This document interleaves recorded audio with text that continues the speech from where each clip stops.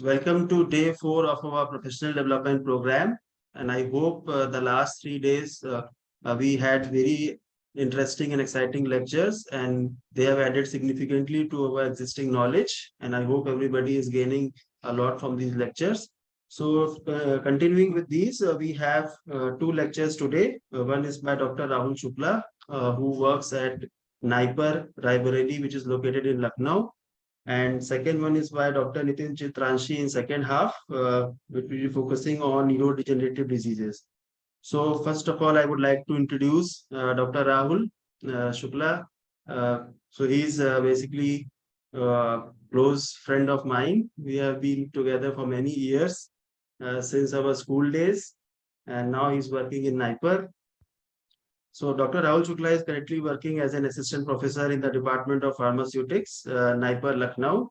And Naipur is basically one of the prestigious institutions of India. It has been declared as an institute of national importance and comes under the Ministry of Chemicals and Fertilizers, Government of India.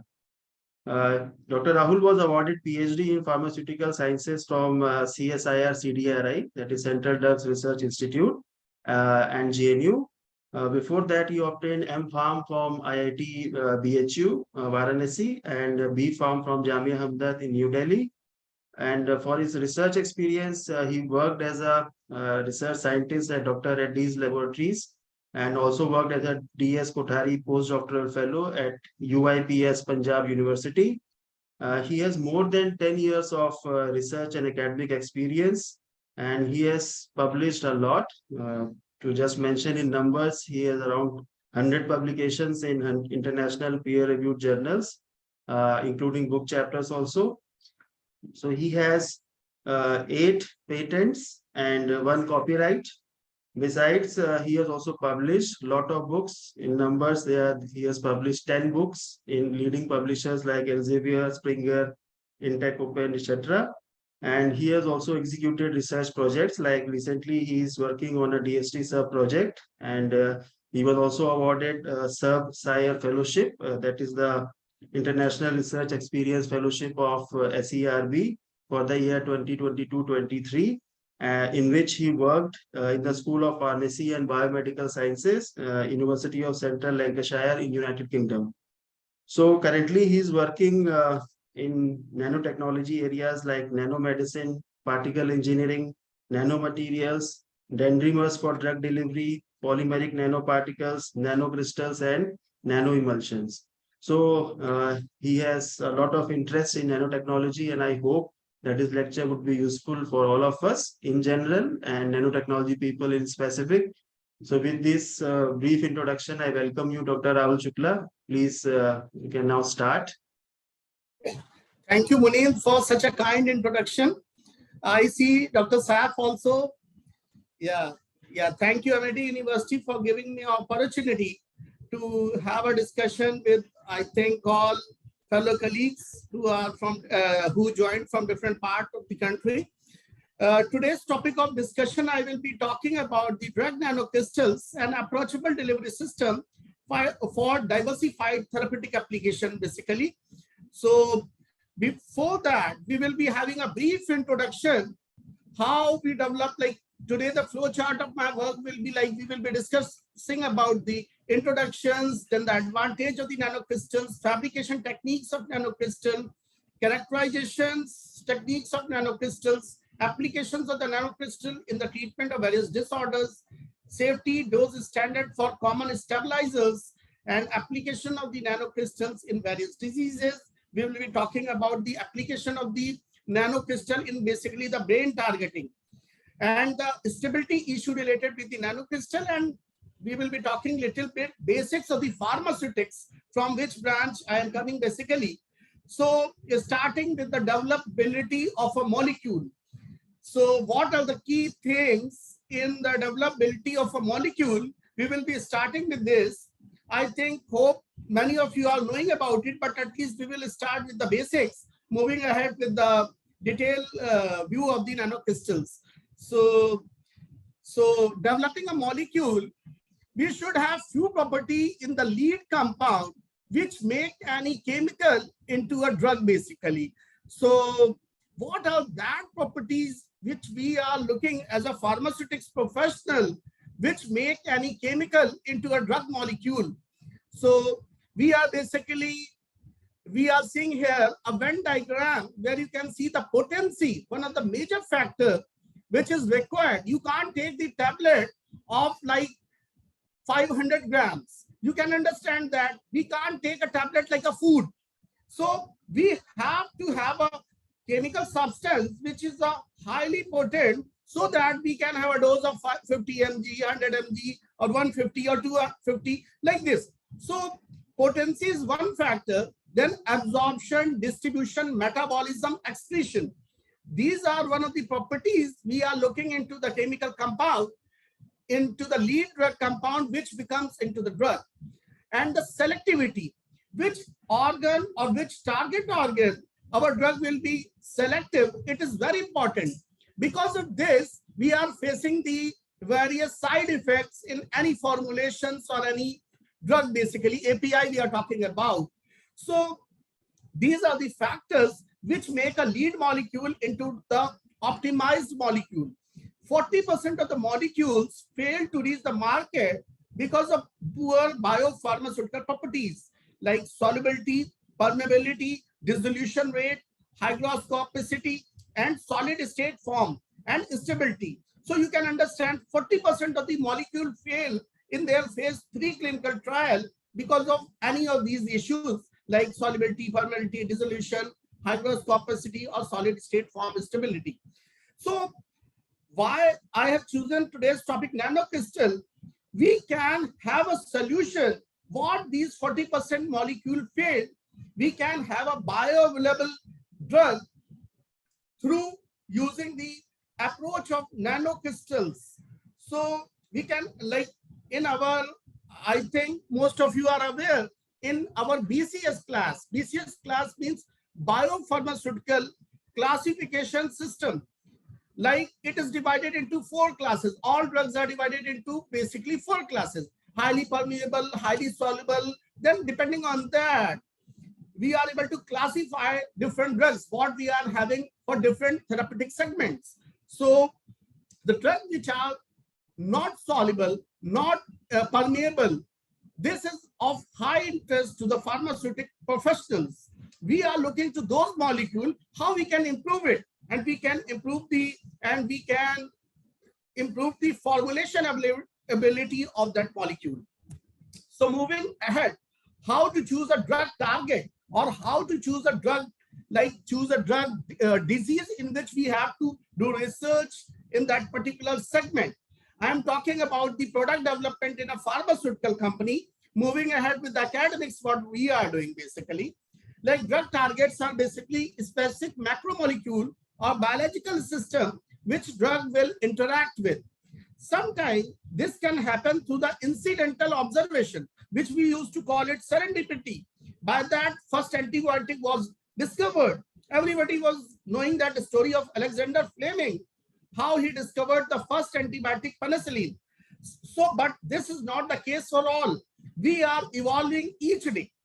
So how to start with the developability of like drug target, depending on our intended purpose, like where there is a need, where demands come from the marketing segment or the business development segment, where there is a need of research. So teams used to discover, like choosing a disease. Pharmaceutical company will also avoid product that would be consumed by individual of lower economic status. This is a true reality.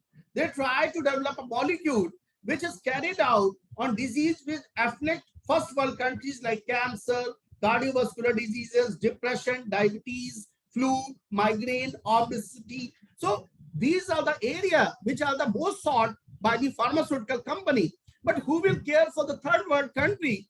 That's why Orphan Drug Act came to enhance the research in this area, where the around very few people are suffering from that disease. Even sometimes, like many diseases of Southeast Asian country, which are having a parasitic in nature. So a lot of research is done by the Western world, even on the diseases which are affecting the third world countries by the Orphan Drug Act. So moving ahead, why we are every time talking about the drug, what are the regulations, until and unless drug is not like a food substance, we have to regulate it. And FDA, Food Drug Administration of United States, have very stringent guidelines to market any drug. It takes around 15 years, having $1 billion from $1 to $10 billion to come one product into the market. So thalidomide tragedy, which happened in 1956 to 62, around 10,000 children were born with a severe malformities called phocomelia because of tragedy, because of some drug, I think thalidomide. So pregnant women used to take that drug for morning sickness. Phocomelia, like flipper-like appearance of the, you can see in a children, this deformity causes lot of trouble to children. So you can understand after that, drug laws become very stringent worldwide. So instead of developing a newer molecule, there is a newer formulation demand has been risen. Newer drug delivery system. Now we used to call it novel drug delivery system, or nano formulation based drug delivery system has emerged in the market with a humongous potential after 70s. So, and one of the stringent reason was US FDA has put the laws, you can't market a drug like this. You have to go through different clinical trials for safety and toxicity studies, then only you can market that drug. So after that, people have let the thalidomide drug and it was banned, but still drug repurposing now is a buzzword in the pharmaceutical world.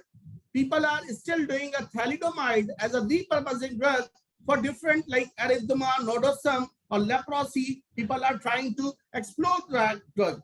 So now teratogenic potential of the drugs are in much consideration when you are innovating a newer molecule.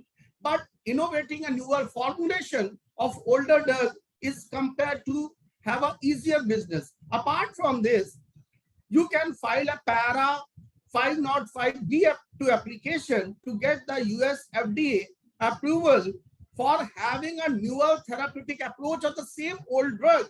So drug repurposing is gaining a lot of attention. If you can make a newer formulation or you can have a newer therapeutic area.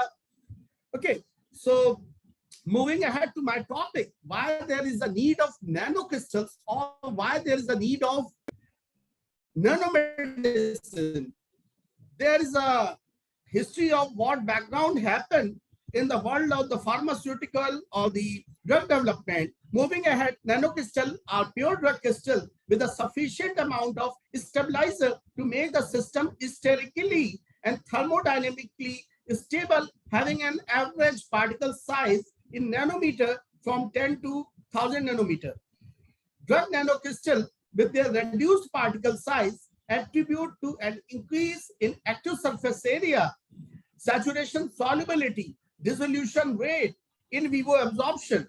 So polymeric nanoparticle, nanoemulsion, solid lipid nanoparticles, and liquid crystals and nanocrystals.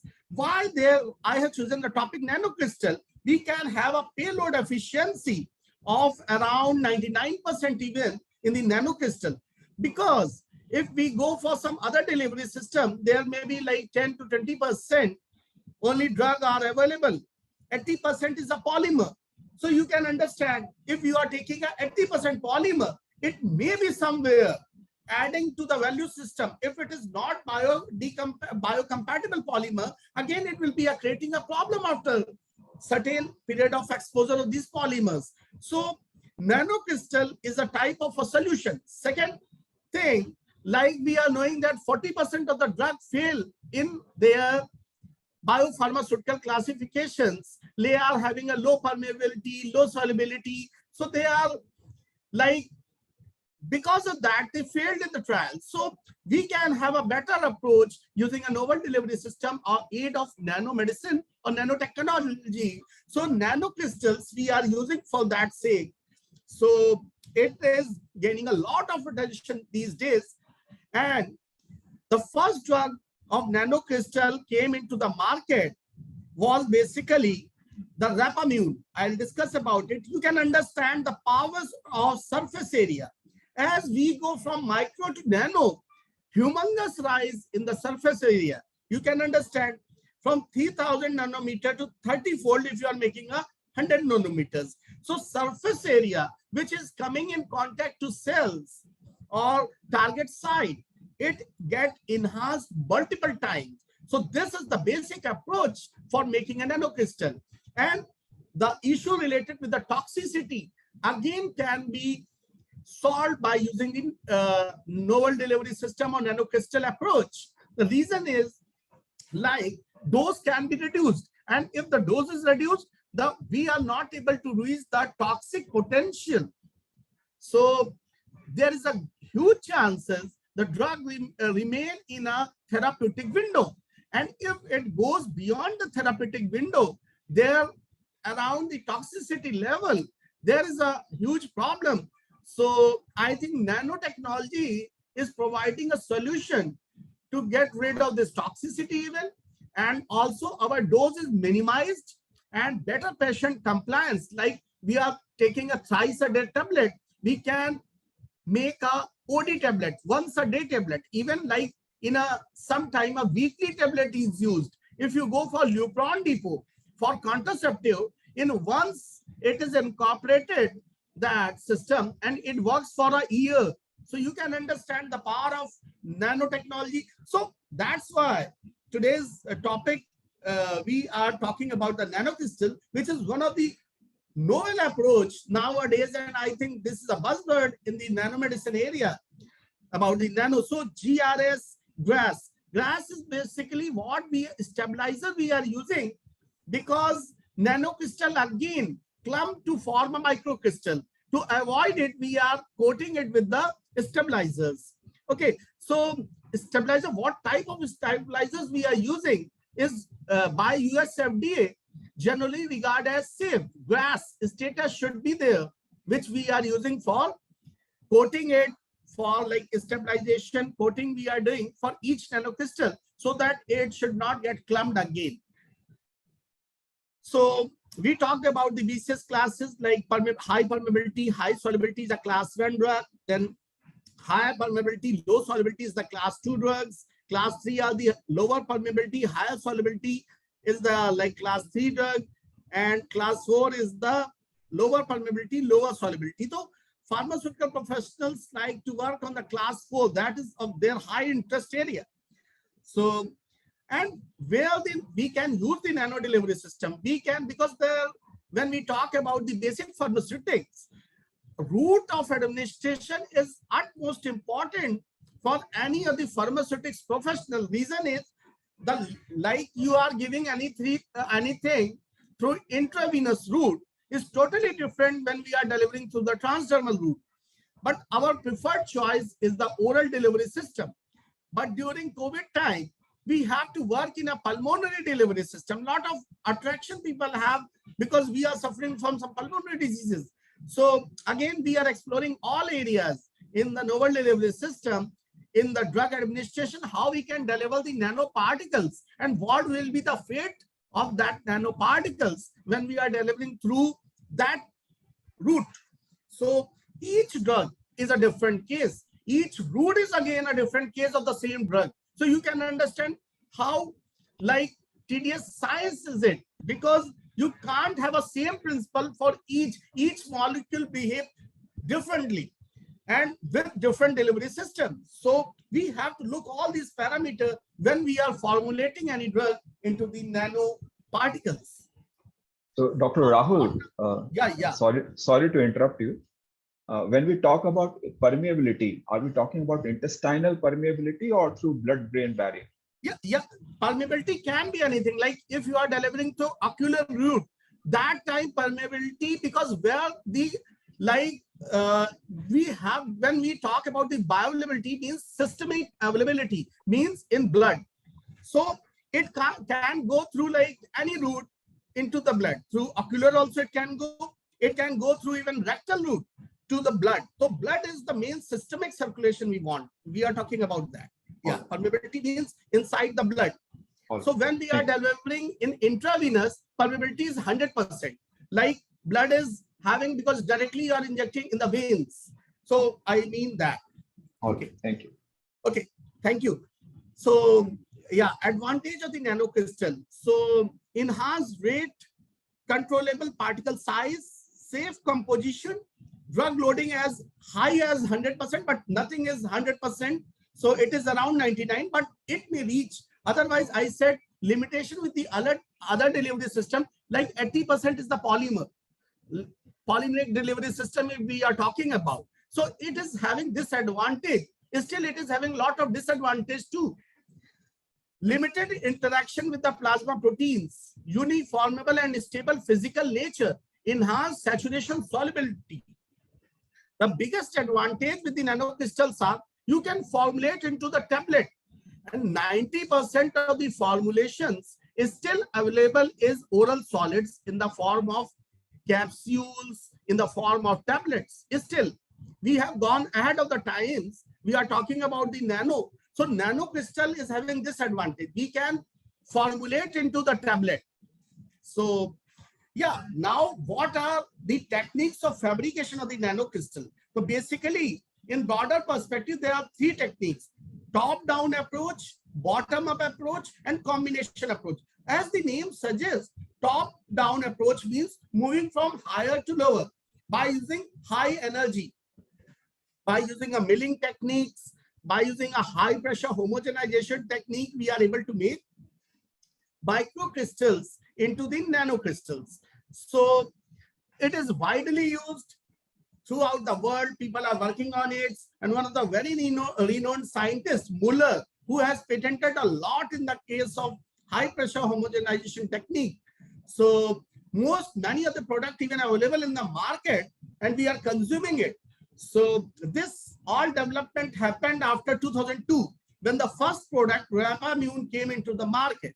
So second is the bottom-up approach, where we go from a small nanometer size to our desired nanometer size, what we want to synthesize. So, and we are using the combination of both techniques, such as smart crystals, nano etch. These are the patented by many companies. So pearl milling techniques is the first generation crumbling techniques developed by Liversedge, resulting in the product of nanocrystal in 1990s. And high pressure homogenization technique, where we have a Y-shaped chambers and Z-shaped diamond chambers, where you convert with a high energy and shear impact. You are converting a microcrystal into the nanocrystal and then stabilizing it. This is a second generation technique in the 90s invented by Muller. In this method, a micro suspension containing the drug and the surfactant in the aqueous phase is passed through thin gap at very high speed.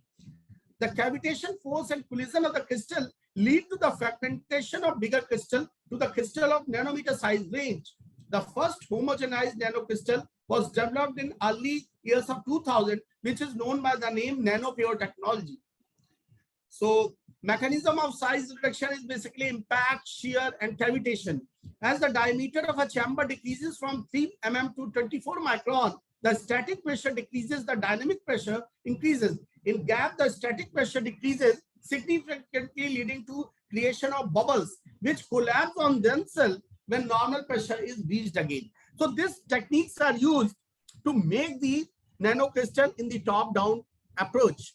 Then in the bottom-up approach, we are taking a drug solution, we are using an anti-solvent, nuclei is formed, and growth of nuclei lead to a nanocrystal, like we desired a 200 nanometer. So we can limit through different techniques what is our desired size range or what type of nanocrystal we require, depending on your intended purpose. So what are the stabilizer we are using? Surfactant, celluloses, because we now world is moving toward the biocompatible system. So polaxomer 188%, lecithin, TPGS, SDS 280, HPC, HPMC, polyvinyl alcohol. All these polymers are used as a surfactant basically used as a stabilizer, and all are basically having a GRAS status approved by the US FDA. And a lot of papers are reported on this area. What are the characterization technique for the nanocrystal we are doing?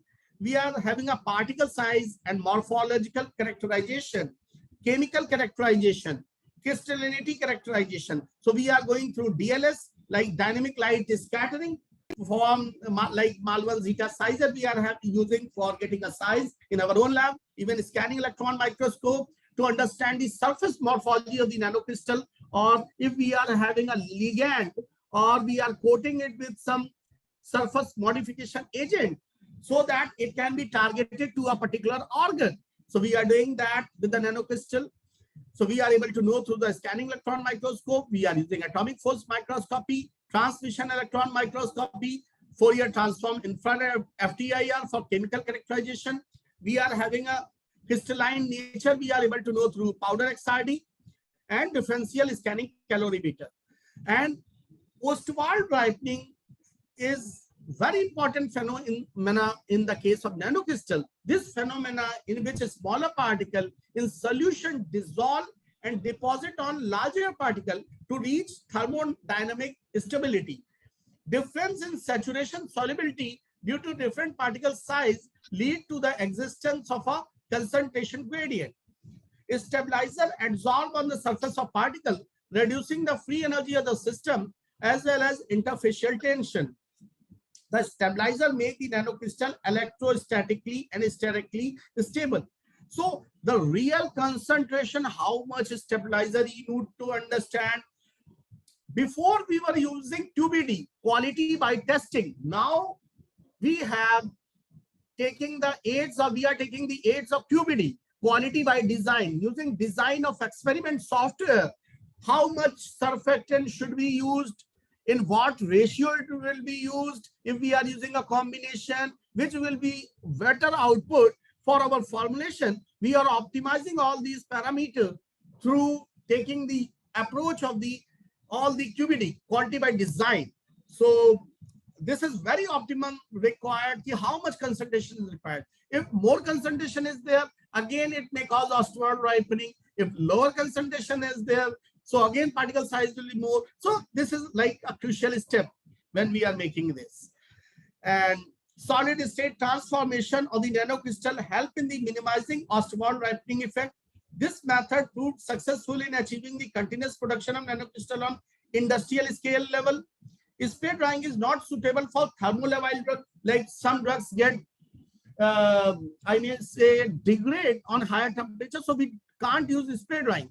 Lyophilization is a preferred technique for thermolabile drugs, which is a freeze drying again. The stabilizer as well as cryoprotectant are added to the anti-solvent solution, which reduces the particle growth and aggregation. So solid state transformation we can achieve by freeze drying, spray drying.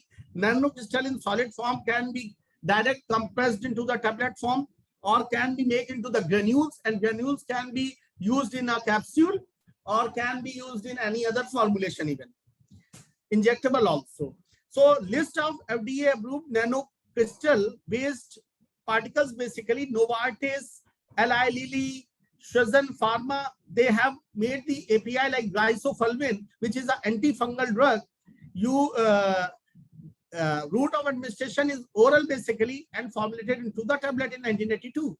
Then Nadilone, which is anti-emetic drug, again formed into a capsule. Verapamil HCl, which is anti-arrhythmia drug, and brinzolamide, which is used for glaucoma. Sirolimus, which is an immunosuppressant, like in a kidney transplant, it is widely used. And dexmethylphenidate HCl, which is antipsychotic drug. Morphine sulfate, methylphenidate HCl, diltiazem, which is used for anti-angina. Then tizanidine, which is used for muscle relaxant. So you can see variety of applications of the nanocrystal, which we are consuming in the market in the form of a product, and we are not knowing about it. So how important is this technology for us, for our health, and that it is making our life better even from the conventional drugs. So we can understand it is influencing most of the therapeutic areas. and various techniques like HPH, which is high pressure homogenization or precipitation. All people have used it, exploited it.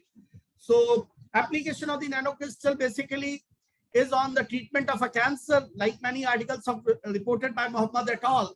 In the area of treatment cancer of paclitaxel and treatment of inflammatory diseases like ibuprofen nanocrystal were incorporated into effervescent granule and pellets. Preterm birth is the main cause of perinatal death. It could be prevented by the use of progesterone. People have developed the nanocrystal for that also even. So bacterial infection, nitrofurazone is a topical antiseptic agent. People have used the nanocrystal for that. Viral infections, sacuanavir, people had made the nanocrystal to improve the oral bioabsorption by using anti-solvent precipitation method. Severe cardiovascular diseases, phenylfibrate is a high lipophilic and almost insoluble in water. People have developed anti-solvent precipitation method to improve the solubility. In ophthalmic formulation like brinzolamide, again, people had made the nanocrystal to improve that drug. Now moving to its use, not only in this therapeutic area, even it is attaining a great attention in the case of brain. Still, many things about the brain is not explored, but in Parkinson's disease and application of nanocrystals in brain delivery is attracting a lot of attention in the case of Alzheimer's, brain tumor. Again, all these reason is the size, coating with transferrin, serum albumin, TPGS, polaxomers, overall positive, negative, and Zwitterian effect. Shape of the crystal becomes important, like it is a cuboidal, rhombic, or a spherical shape. And composition again is very important. So protein binding, number of hydrogen bond, charge on drug, all these factors influence the brain targeting basically when we're talking about. So modification with the rabies virus, glycoprotein derived peptide, these are the surface modifications, example of the nanocrystals.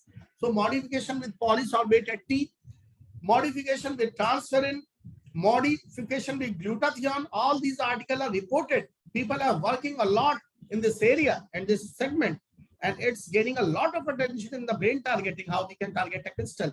Modification with thiamine, modification with ascorbic acid, modification with glucose, modification with trans-activating trans-cytosis peptides, STAT. So these things are getting attention, used for cerebral ischemia, Parkinson's disease, Alzheimer. Intranasal delivery system is again from brain, like nose to brain delivery, is attaining a lot of attention because we can even deliver a vaccine through that route. So again, we are having this route useful for the nanocrystal as well. Lot of articles are reported of carboxytaxel nanocrystal, donepezil nanocrystal. Even my lab is working on the donepezil and memantine. We are trying to develop through brain targeting. So we are having a FDA approved nanocrystals for different brain targeted diseases like Ritalin, Iman, Focalin. So they are psychostimulant, central antiemetic, psychostimulant. So now moving ahead, what are the basically the nanocrystal provide an enhanced surface area and give enhanced dissolution rate, saturation solubility, increased cell membrane, surface adhesiveness, oral bioavailability, and each word mean a lot in the case of pharmaceutics. Like when we talk about the surface adhesiveness, even we can have one book on the surface adhesiveness, how we can do the gastro-retentive drug delivery system. In that case, this again, this single word surface adhesiveness is very important, and complete company is working on the GRDDS system, which is gastro-retentive delivery system. So, and oral bioavailability. If you see in worldwide, most of the lab, whole department is dedicatedly working to enhance the bioavailability, because what 40% drugs which are rejected, if we can work in that area, we can get a like revenue. You have already invested $1 billion for innovation, but you are not able to get the product. And this is a very like providing a key solution. This technology, the advancement in the solid nanocrystal formulation required industrial scale production from laboratory scale. Therefore, the scale of process is necessary for future perspective of the nanocrystals. for successful upscaling of the nanocrystals, detailed process parameter characterization choice, the robust and cutting-edge characterization techniques enable nanocrystal to pass through the quality control, quality assurance parameter. Because of its greater therapeutic efficacy, along with the rise in number of marketed nanocrystal products approved by the FDA for management of neurological disorder, it is very sought of area. Even we have written few articles. I have taken much content from that one. This article from current pharmaceutical design, we have written in the nanocrystal an overview of fabrication, characterization, therapeutic application in drug delivery. And Mule's Kernal, recent advances in nanocrystal heralding greater potential in brain delivery. And like this, Kernal and Handa nanocrystal and brutal elicited for anti-cancer therapeutics. So thank you all for patient listening me. And all are most welcome if I can answer any of queries or anything if they want to discuss related with the pharmaceutics or delivery system or the nanomedicine area. Thank you so much. Please go on. This is my lab, and this is my lab facility. Like we are having a SEM, and these are my few PhD students who are passed out and few are still with me. And I am having around 15 students of masters and 6 PhD students working with me present now, as of now. And I think 2 just got the job in the Sun Pharma, this Ajit and Mang, in the Varauda plant. So this is my team, and you people are most welcome to NIPER. If I can, you can see our facility of how we are developing a formulation, how we are developing a nanocrystal or anything. Thank you. Thank you for patiently listening to me. Yeah. Thank you so much, Dr. Shukla, for a very informative lecture. So we have some queries. One is from Nelmar. He wants to know, are there any risks associated with alterations with making a drug into a nanocrystals? Yeah, obviously we are every time when we are saying all the time nano will be effective, I might be wrong in that. Sometimes we get the nanotoxic product also. So we have to evaluate every time. Every time particle size reduction doesn't useful. So we have to even check many times. Yeah, your question is very well asking, because many times people say when we make nano surface area enhanced, but that may be sometimes dangerous too. So we have to look after that also. And we have a complete guidelines of nanotoxicology even available now by Government of India sites. All right. Yeah, there's another query from Ankita Yadav. She wants to know, is there a difference between nanocrystals and nanobiostimulants? If it makes sense to you. Yeah. Nanocrystals, I may say, we are basically, when she's saying about biostimulant, it can be like nanocrystal. Basically, we are talking about the API.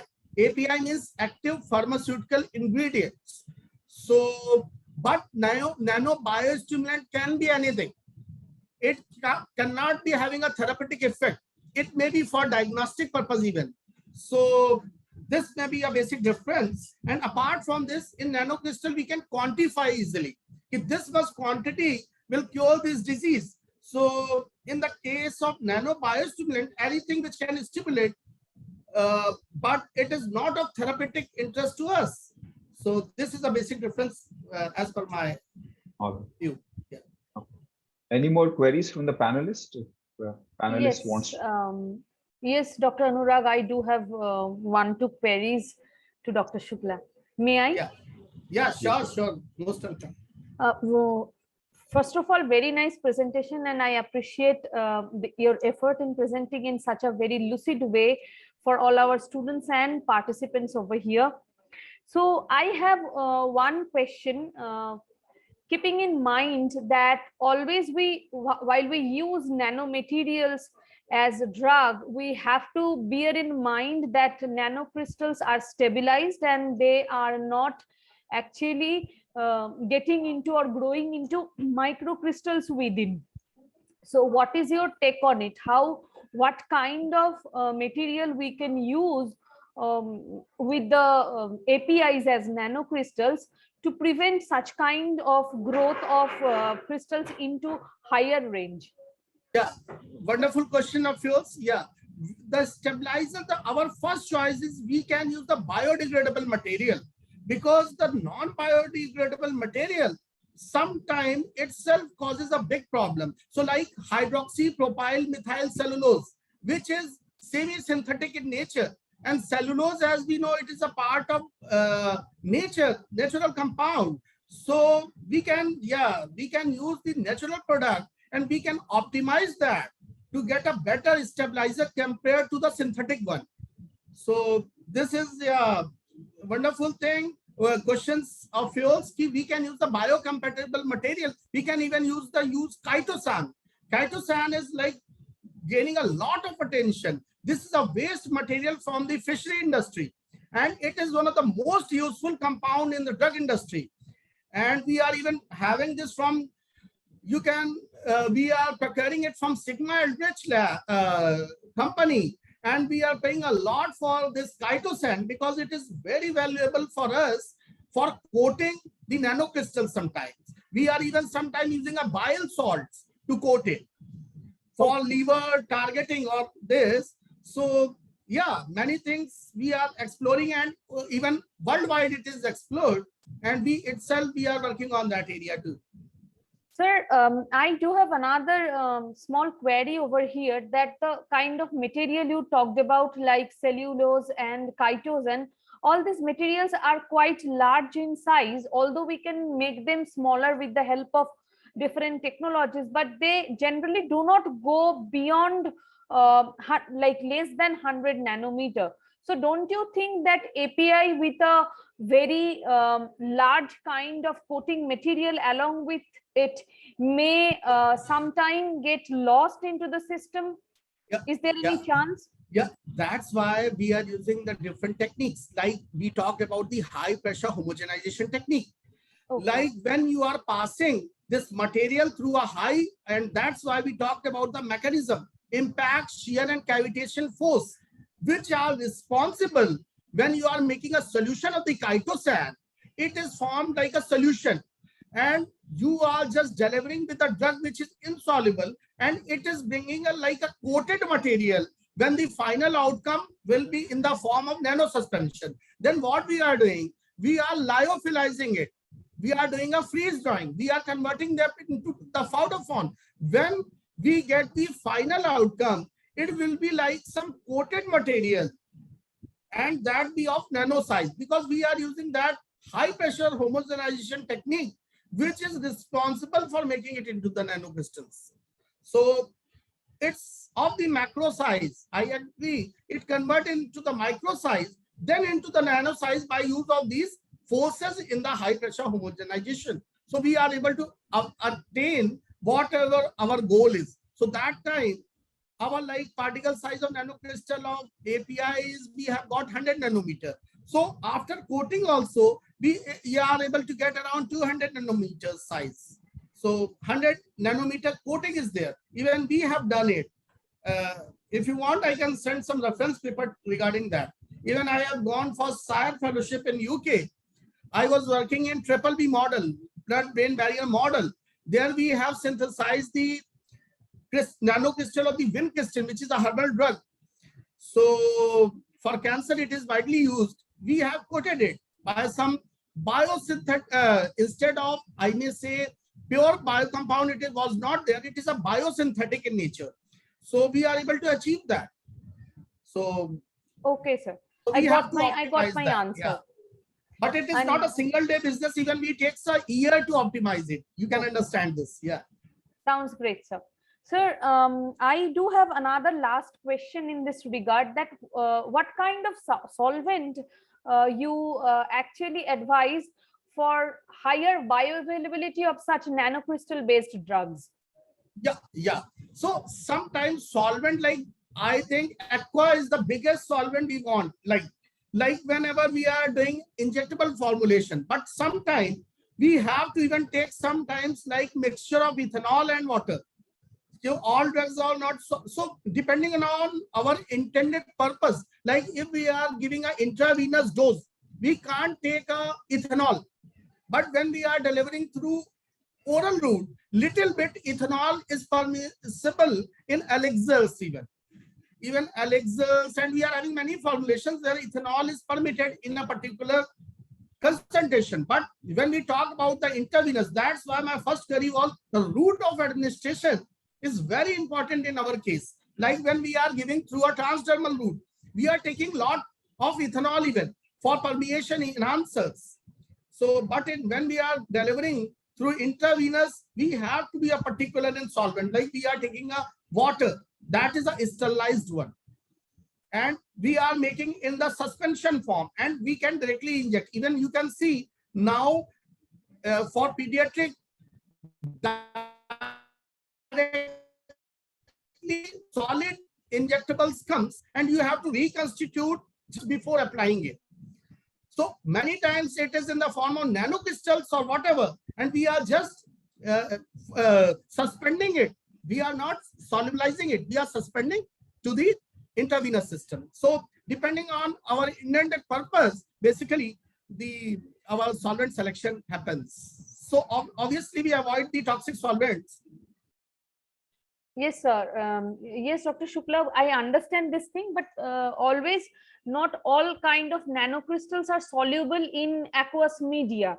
And there are many such drugs which are going to be there in the intravenous or transdermal route, which doesn't allow any other organic solvent.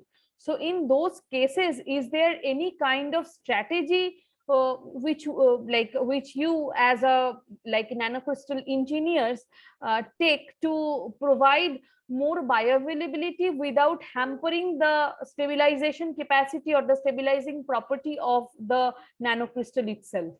Yes, we are using sometimes even beta cyclodextrin strategy to enhance the bioavailability. Okay. So still most of the labs worldwide, they are working on this biopharmaceutical issues.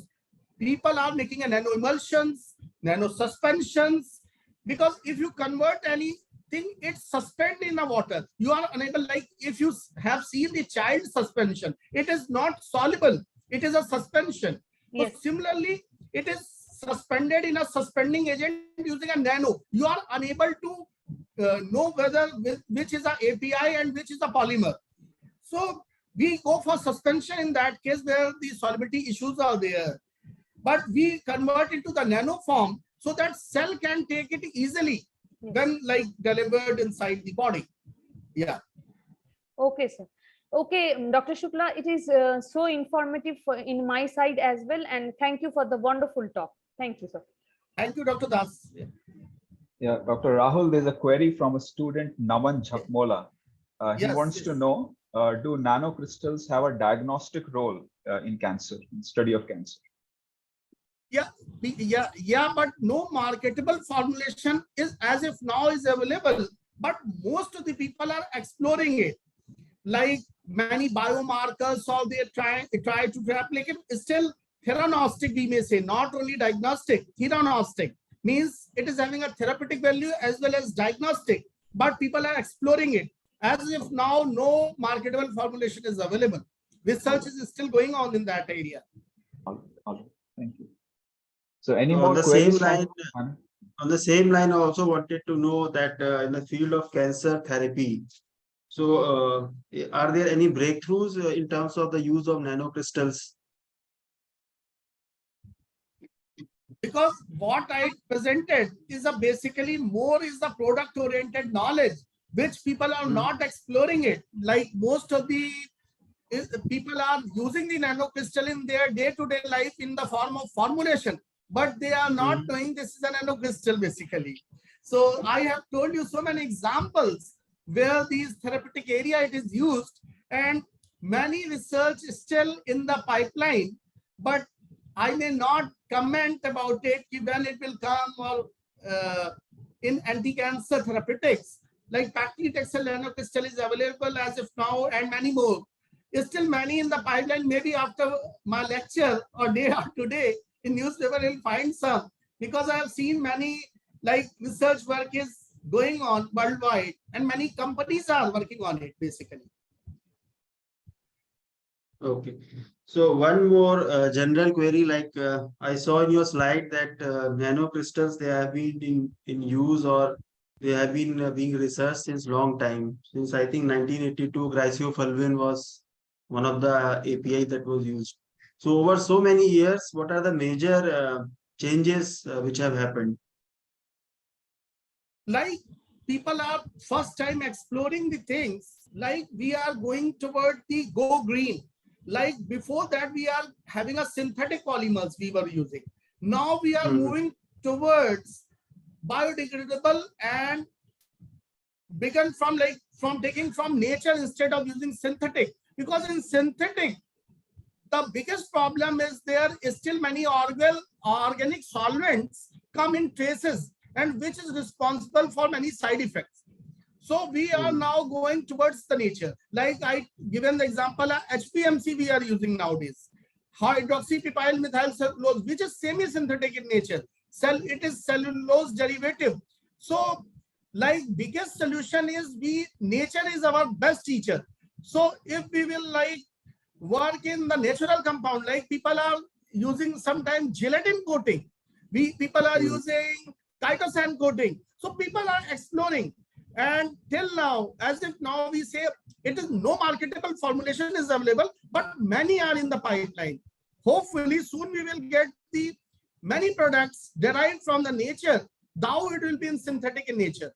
So I think we are exploring, and science is increasing its horizon. So hopefully we'll get the solution for many more problems. But drug requires a lot of time, around 12 years if you are filing a new API. Even new formulation require 2-3 years of time. So, and at the last, sometime at the last phase it fails. So you have to again innovate from the basics. So we can't comment in a single, because intended purpose also sometimes changes. Like cost also is one of the basic factors. Like if I may say, for a paracetamol tablet, if I can charge 1,000 rupees, is it advisable to take? No. So all these factors we have to list when we are developing a product. So in academics interest it is going on, but in the case of industry, the foremost task is your recovery of like the cost what you have, though, because research is not done for charity in the pharmaceutical companies. They are done for profit. So whatever we are investing, we are doing for some profit. So reason is this in black and white, like that's why I said many cures are there, but they are not cost effective. So we are not able to get the market products as soon as we can get. Okay. So any more query from students or any?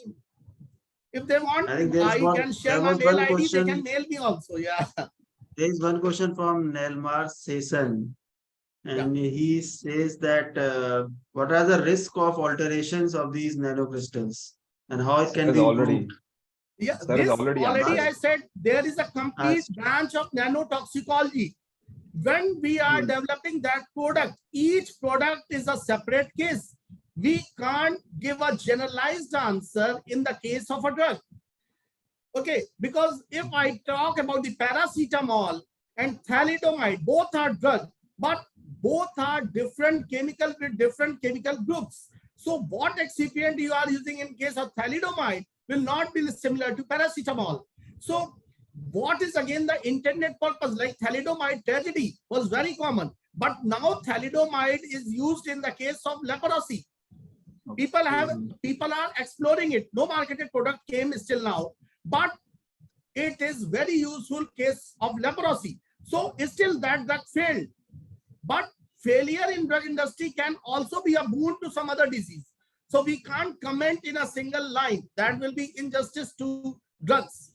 So I think this is of utmost like importance, nanotoxicology. We have to read it before performing any experimentation. Like in UK or US, COSH and RA training is very much required. Like control of substance hazardous to health. Before going inside the lab, which chemical you are handling, you should be knowing all A to Z about that. So as we also require for same with the nanocrystal, if you are preparing in your lab, all the story, what is quantitative structure relationship, everything, then only you are able to perform it. Thank you. Thank you. Thank you for provided me platform to discuss really nice questions. Yeah. A lot of Yeah, people so have now I appreciated. request Dr. Anurag to propose the vote of thanks if there are no more questions. Yeah. So Dr. Shukla, a lot of people have appreciated your presentation. I can see it in the chat box. And I thank you for introducing us to basics of nanosciences and its application in formulating more effective drugs. I'm sure every drug can become a Sanjeevani if formulated in manners described by you.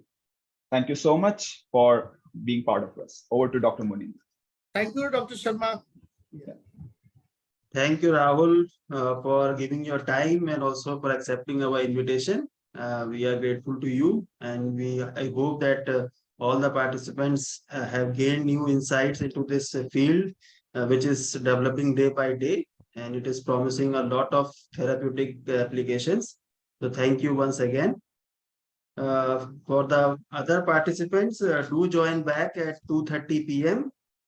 We have a talk by Dr. Nitin Chitranshi titled Eyes on Neurodegenerative Disease from Eye Research to CNS Disorders.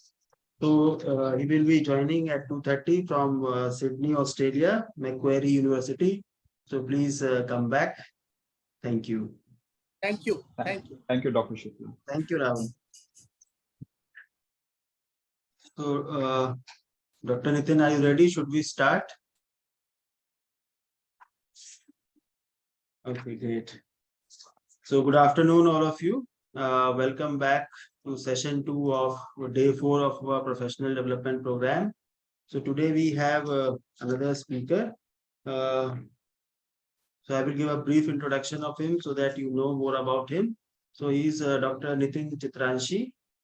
He is working as a unit convener at Macquarie Medical School, Faculty of Medicine, Health and Human Sciences, Macquarie University, Australia. Dr. Nitin Chitranshi has a bachelor's and master's background in pharmacy with PhD in clinical medicine. And over the past 8 years, he established himself as a leading vision neuroscience researcher and a teacher.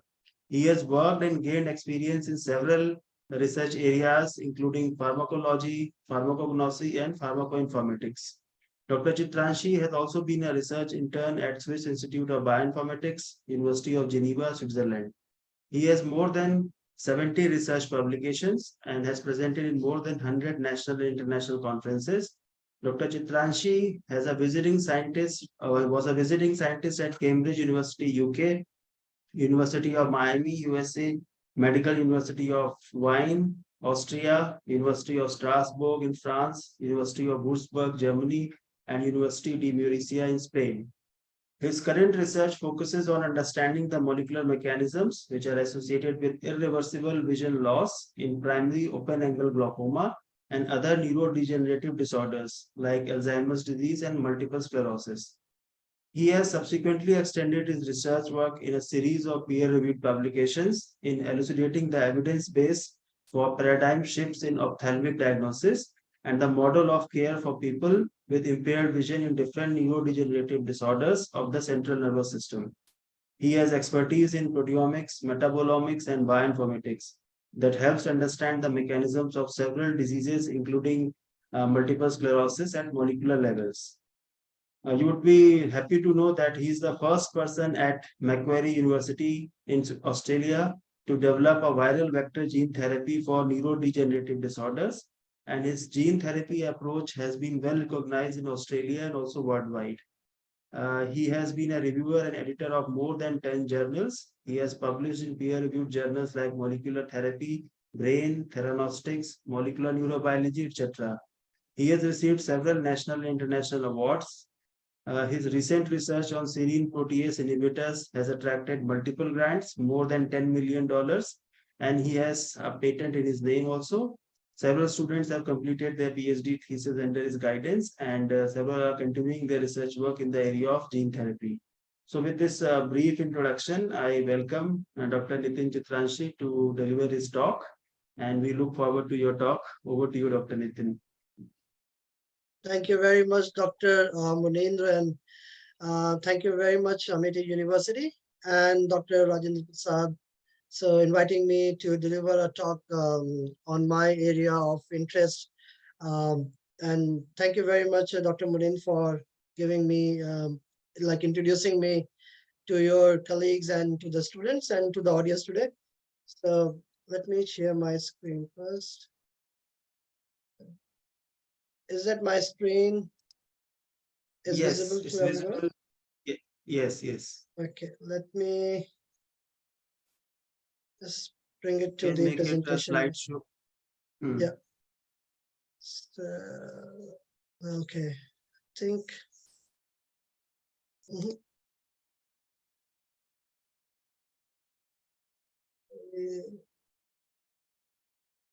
It's full screen now, right? Yes, yes, we can see it. Okay. All right. So I welcome everyone on behalf of MIT University and on behalf of my Macquarie University. So as Munindra mentioned about my background, so I basically belong from Lucknow, and at the time when Munindra was doing his PhD, we were sort of a colleague. We were like visiting lab at the same time, and he made his path of a PhD to Europe. He went to Switzerland, and later on he came back to pursue a career in academics, and I have joined again academics and research in Australia. So for me, it's been like more around like 10 years that I've been associated with Macquarie University in Australia. This university is settled down in one of the state of the Australian part, like it's called a New South Wales. So if you have heard about the name of Sydney, so I basically belong to the area called Sydney here. So my research from the beginning was always been into neurodegenerative disorders. So before coming to Australia, I was working into like Alzheimer's disease. So my major focus was on like bioinformatics approaches and molecular modeling and genomics approach. But later on, when I joined Macquarie University, I started my research in the area of retinal disorders. So in my today's talk, I will be dealing more about like research-based approaches that we carried out in a lab, like basically from you could say like bench to bedside. Like we do preclinical and more into like developing the concepts, proof of concepts, and getting our work done to be carried forward as a clinical like in the clinical delivery, and to carry it out some convert those therapeutic approaches to see under the clinical trials. So the talk for my today's topic is on like eyes on neurodegenerative diseases. It's from eye research to the central nervous system disorders. So like as you know that eye is a very minute like a sense organ. It's a very small part, and people try to ignore the importance of eye, like what it does, and it's been how the eyes are being affected in different diseases. So this is the only part of a body which where you can visualize the central nervous system. So you know that the neurons, the way the network the neurons forms in the brain, same way the neurons are also formed, the network is also formed in the eye. And the more specifically, if I talk about, is the retina. So retina is the part which is basically the posterior segment of the eye. So if whatever you are seeing in the front, it's the cornea, lens, then it's vitreous humor, and then at the back of the posterior segment or back of the eye is the retina, which is highly vasculature. It has a very dense network of neurons. So there are all the neurons connected together and have a fibers which goes back of the brain with basically the visual cortex or the lateral geniculate nucleus. That's a highly, you can say, a complex system of a brain, like a part of a brain where all the information are being transmitted, coded, and we can able to see, we can able to communicate. So, my research topic and today's talk will be more, everything will be focused on eyes and retina. So I'm using eye as a window to study brain. All right, so moving on to the next slide. So I think we'll start with to see like the city where I belong to. It's Sydney. On the left hand side, you can see is the Opera House. And on the right hand side, the top image is the Macquarie University Library image, which is just got reconstructed, and it's a very beautiful, lush campus of greenery. And there are a number of universities. Australia always been an attractive place for the people to join to pursue higher studies. So many Indians, Asians, they travel abroad and carried out their studies at in Australia. So the below image is the Harbour Bridge with the Opera House. So these are the images which I captured from my camera when during the beginning of my days when I came to Australia, because before that I was in Europe but never been to Australia. So Australia is the country which I feel like is like my second home. And this is the part in the city side. But apart from that, if you go towards the countryside, it's more lush green field. It's more of like plants, flora, the wildlife, and whereas the city side is full like metropolitan city.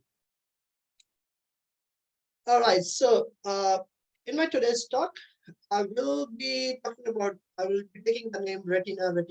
So retina is something which I'm talking is the back of the eye. So if you have remember, like you've seen the physiology or anatomy of eye structure, usually what we see is the front part here. That's the cornea, lens, pupil. So the part which is I'm going to talk about in the lecture today would be the posterior segment, which is the back of the eye. This area I'm going to talk about. Here it's the most complex system, or you can say the more advanced system of a central nervous system, which have more of the information with neurons, with tiny cells. All together they bundle and they have the fibers converge at a central part of the retina and goes towards the brain, and these are known as the optic nerve. So if you know that retina is basically the most important part of the central nervous system, and this is a part only which can be visualized, or which you can see, or which you can examine.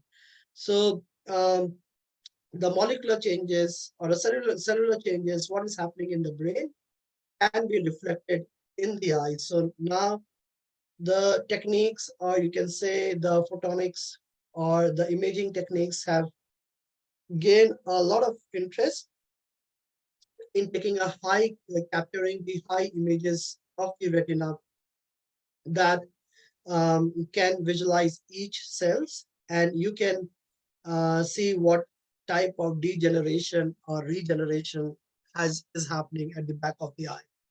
So if we see the retinal structure in a 3D form, you can see like when the light rays pass through from cornea, lens, and goes through to the vitreous and fall onto the retina.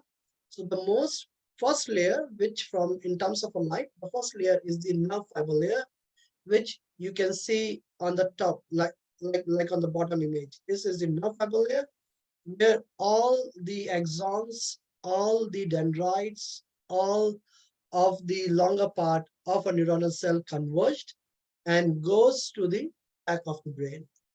The next is the retinal ganglion cells, which are the important neuronal cells, which are responsible for our vision conduction. And there are other cells that provide nourishment, that provide supports to the retinal ganglion cells. They're bipolar cells, Mueller cells, glial cell, But if we talk about the outer segment of the retina, is the photoreceptor cells through which we can see in dark or in light. We can find the differentiate between different colors. So as moving forward from the photoreceptor cells, there are the RPE, which is called the retinal pigment epithelial cells. These cells are highly vascular in nature and they provide nourishment to all of the tiny structures present in the retina. So if we do the microscopy or ultrastructural imaging, we can see all these layers easily and can identify their shapes, the way they are arranged. So all together, they provide a very complex function in which the informations, the transmission move so quickly that it can lead to communication and the way we can see the world. It's an amazing way of architecture, and the way it's been organized is tremendous. So usually my area of interest in retina is the part which is the inner retina mostly. That is the retinal ganglion cells. These are responsible for functioning, eye functioning, and eye area. So these are the neurons which get affected first because they are in direct touch to the vitreous humor. This part is the vitreous part, and if any pressure, like usually you might have heard the name of glaucoma or age-related macular degeneration, diabetic retinopathy. So these are the diseases which affect the retinal cells and mostly the retinal ganglion cells. So when it exerts a pressure, like when your body or you are in stress, that makes increase the pressure in the vitreous humor. So that can be one of the reason. Stress is one of the reason. Another reason for the increase in pressure is about the flow between the aqueous and the vitreous is blocked. So usually between the aqueous and the vitreous flows, there is a trabecular mesh flow. These are the sets of cells which allowed easy pass through of fluid from one direction to another direction. So that maintains the pressure within the eye. But if there is a blockage, that means the volume of fluid is built up and it's creating a pressure. And when the pressure exerts at the back of the eye, it leads to the damage to these neuronal cells, which are called like ganglion cells. So in glaucoma, these are the ones which get affected, and usually the patients will have like a tunnel vision, means from the periphery, likewise what if you are seeing now, we can see on the left side, we can see the right side. We don't have to turn our face around, but in glaucoma or with the high intraocular pressure, the vision become tunnel, like the periphery vision loss, and then most of the cells at the periphery, they start degenerating. And once they degenerate, it's very hard for them to redevelop again, because these are the cells which can develop only once in a time. So this is a brief introduction. That's why I just want to give you a brief background, because I'm not sure what background of people are coming for today's lecture. So we'll say that retina is the only part of the body where neurons and the blood vessels can be directly visualized. It's a very true. You can also visualize the blood vessels. So especially when you go to an ophthalmologist, so the one which you use the OCT machine or a slit lamp, when they using with the lens, when they visualize your eye, they will ask you to blink. They can measure the pressure. They can make the light pass through. So before going like any ophthalmologist or any a person or a retina specialist, what he'll do, he'll put an eye drop like to the cornea. So usually what we have a pupil with shrinks the cornea and does not allow maximum of the light pass through. So when the eye drop, which is like the dilator, pupil dilator, when it is added, it makes a pupil dilate and gives a clear way for the light to enter through from the corneal lens, and you can easily visualize the back of the eye. So the fundus imaging is important to see if there is any blood leaking or formation of new blood vessels, which happens in diabetic retinopathy, or like a leaky blood vessels, which happens in age-related macular degeneration. So these are like non-invasive techniques where the eye can be visualized, and on the basis of that, the doctors would provide the treatment. So like any changes in the retina that can be directly imaged and can be accessed in vivo. Like in vivo, what it means like in the patients also it can be seen, and also when we work on small animals or any animal studies that includes rabbits, mouse, or rats, or maybe a bigger animals like beagles, dogs, you can easily visualize the retina, and this become like one of the easiest way for because it's non-invasive. It does not allow to take out any blood samples, no lumbar puncture, or not taking out any fluid from the brain to see any changes. It's just a non-invasive technique, and high spectral imaging techniques are very being used nowadays in most of the eye setup scenario. So we are focusing on studying retina as a model for the neurodegenerative disorders of the eye, or for the other disorders which of the brain, like Alzheimer's disease. You know that Alzheimer's disease is the formation of amyloid beta plaque in the brain that leads to the neuron degeneration. So Alzheimer's disease also can be detected nowadays with studying retinas. Parkinson disease, which is like a motor neuron disorders that involve the formation of a cyanonuclein, or and also like a dopamine release, and also the other one, transsynaptic degeneration. You know that the neurons, they are connected together by a synapse. So if I inform from in a healthy condition or in a normal process, the information travel from one neuron to another neuron. Usually, if one of the neuron is deficient, it does not have the information, does not have the chemical to transfer to the next neuron. Is it dying? Like the neuron which is connected at first it start dying, and leading the other neuron to in a process to undergo degeneration.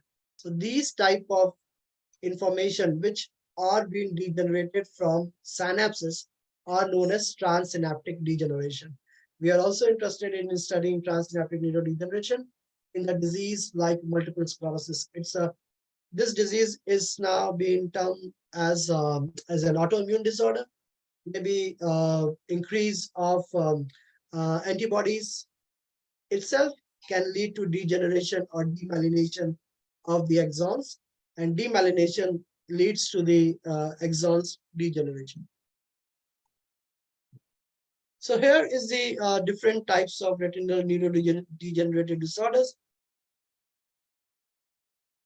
like age-related macular degeneration, which in terms called AMD. Another one is retinitis pigmentosa. So this one is more common, and we have the gene therapy, and it's been useful in the patients now, and plus the clinical trials, because you know the retinal epithelial cells are important for the nourishment, and any disorders in the pigmentosa that can cause the damage to the other cells. So the other therapies which are other disorders that include the retina as a model is like glaucoma and other optic neuropathies, which include multiple sclerosis or age-related macular degeneration, or like Alzheimer's disease, Parkinson disease, or transsynaptic degeneration. So here are like two images. You can see on the top, one with the boy that carrying a ball. You can see the other part, but you can't see in the central. So it's like this is also one type of vision loss. Whereas this is a lady on the right hand side, you can see her face, the central part, but not what is there on the surrounding, which is the peripheral. This is mostly commonly seen in glaucoma. So, and also at the below is the image for healthy optic nerve. So if you see, this is a fundus image, and this the region closely which is in a circular part where all the nerve converge. This is called the optic nerve head region. And whereas in glaucoma, there is a formation of cupping. This is cup to the disc ratio calculated by the ophthalmologist to measure the rate or to see what stage the patient is progressing in a glaucoma clinical setup. So from my research has been, I'm working with the animal and also I see patients. So I see patients for glaucoma, I see patients for Alzheimer's disease. What I visualize the eye parameters like visual acuity, VP, which is called visual evoked potential, and correlate these findings with the brain related changes, that is a MRI or like a what is called FNRI, which is like again the electrophysiological signaling that happens with the brain cortical neurons. So more what you do, what data you obtain from the eye imaging or what the data you obtain from the brain imaging, you can correlate together and can see how the disease is progressing. So nowadays, the artificial intelligence and different algorithms, artificial neural networks, they are working together to prepare a model where they have, if any patients comes at a very early stage, they can detect the disease progression and can easily give a clear-cut indication whether that person will have glaucoma or any retinal degenerative disorders in future, or it may like it may chances of development is quicker or is low. So let's move on to a more specific disease of eye, which is glaucoma. So glaucoma is basically a prominent manifestation, which is increase in the intraocular pressure I just mentioned about. Like when the pressure increases, it leads to the damage to the retinal cells. And these are irreversible vision loss. Means the retinal cells, when they die, they cannot regenerate. And that leads to the damage of the optic nerve head regions. The optic nerve head regions is a region where all the axons, the neurons of the retinal cells, they converge and pass through the optic nerve. There are many evidences which indicates that the neurotrophin factors, particularly the brain-derived neurotrophin factors, in the short term we call it as BDNF, and its high affinity receptor. So suppose if you have any ligand, always it has a receptor. If it's bind, then the processing happens. And the same way, onto the retinal ganglion cell surface, there are receptors which is called tyrosine kinase B receptors. And when it added with any neurotrophins or neurotrophic factors, it stimulate and provide the signaling pathways, or you can say as cell signaling or the survival signaling pathways. But there are being seen with in the glaucoma patients or in the postmortem eyes of glaucoma patients, it's been observed that these neurotrophic factors, they are significantly reduced, or if they are present, they are not able to stimulate its receptor, that is a tyrosine kinase B. So one example thing, like I would just want to highlight here, like BDNF, that is the The BDNF is the brain-derived neurotrophin factors. It's most of the neurons, they produce the BDNF, and this is in like a healthy functioning of neurons. So usually when you do exercise, when you are in happy mood, or when you are doing workout, the neurons gets happy, this secretes BDNF and makes the other neuron happy. So it is like a supplement for the neurons. So that's why we say like whatever you are eating, keep on burning yourself, like do exercise, go to the walk, and shed out some extra weight, so that makes the neurons happy and make your brain happy. So same way, the BDNF are produced by the brain and transported to the retina. This type of arrangement is called the retrograde arrangement, like the transfer of BDNF produced in brain and pass through the retina. Or when they are produced in the retina and travel to the brain, it's called anterograde arrangement. So there are both ways it works, retrograde and anterograde transport of BDNF and other neurotrophin factors, or other like axonal transport that happens continuously.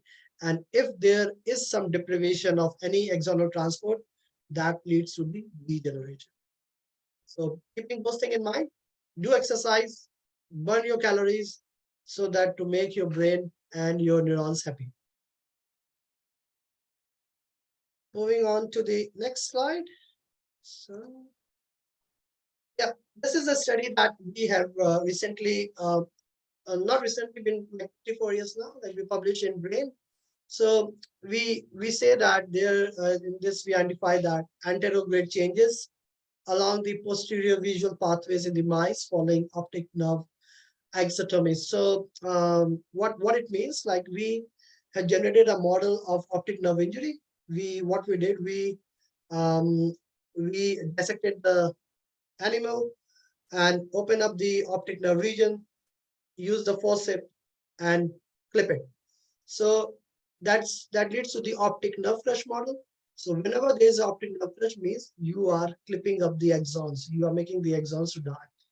So the axons which are connected to the part of the brain or to the visual cortex, which is basically the back of the brain, the region called the DLGN or VLGN regions, what we identified, the fibers in the optic nerve area, they get reduced. That means it leads to the degeneration of the fibers. Like even if you clip with a small like small press of the optic nerve, the axons which are present as a fiber from the eye to the brain, they start degenerating. So what does that mean? Like is something, any injury to the optic nerve, or when you are in like you're playing a sport, or you hit yourself, or there is an injury in your eye, that can lead to the degeneration of axons. It's like a wiring, the electricity connection. You have a main pole to supply the electricity through wire, and if the wire get disconnected, the supply of electricity is reduced or is gone. Same happens with the optic nerve crush model. In order to see further what is happening when the axons they get degenerated, so what we saw that there are like macrophages or deposition of some transport material, like as you mentioned, axonal transport is increased, and the debris of different attackers, they are fine, easily get penetrated to the region where the axons or fibers they die. So what we find, the inflammation increase with the marker like GFAP. We find that GFAP is increased in the brain regions. If we bring a changes in the optic nerve, we can see the changes happening in the brain, in the visual cortex region. there's accumulation of amyloid beta, which is an axonal transport, which shows like it's started developing the symptoms of Alzheimer's disease. And later, the microglia and the astrocytes and other cells, those who are initially providing the support to the axons, they become enemy and start engulfing and taking out the myelin sheet and removing the debris. So these type of arrangement is non-reversible. Like that means once the damage happens, it's very hard to recover. So now the strategies come in a scenario like what we can do in this situation. So we find those agents which can provide neuroprotection, which can stop the disease at the stage where the damage happens and no further damage can go through. Or maybe the regeneration strategies that can be done through stem cells, because like stem cells are the pluripotent cells, and they can regenerate into the cells which we are interested in. So generating the cells in the petri dish with the stem cells, implanting them in the area like in the eye, in the retina, or in the brain, so that those cells can regenerate. But still, this research is still in the bench side. There is no clinical evidences, and it's not reached to the clinical trials at the moment, but it's in a very early stage to say that the stem cell therapy will work for regenerations of neurons. So this is like a preliminary pathways that we studied from eye to the brain, and saw what is happening in the optic nerve clutch model. So this study is like been published in one of the reputed journal, and this been published from Oxford University. The journal name is Brain, and we are receiving a lot of attention for this this study. In terms of, you can see we got many citations for this paper. So what I have shown in the image, like a previous image, that's experimental model. I want to explain it this in the schematic way. So that means it's a bidirectional transsynaptic degeneration in the visual pathways. So TSD is the transsynaptic degeneration. So you can see that both the eye, left eye or a right eye, they have the retina at the back, and further they have the axons. So these axons are travel through the optic nerve, and with the optic nerve, they are the left side of the optic nerve goes to the right side of the brain, whereas the right side of the optic nerve goes to the left side of the brain. And this is called the area where they form a junction is known as chiasm or chiasma. So if you have seen, or you might have experienced, if there is an injury in one eye, the other eye also get affected, because the injury, the damage to the one eye are get connected, because these two are interlinked, they are not independent.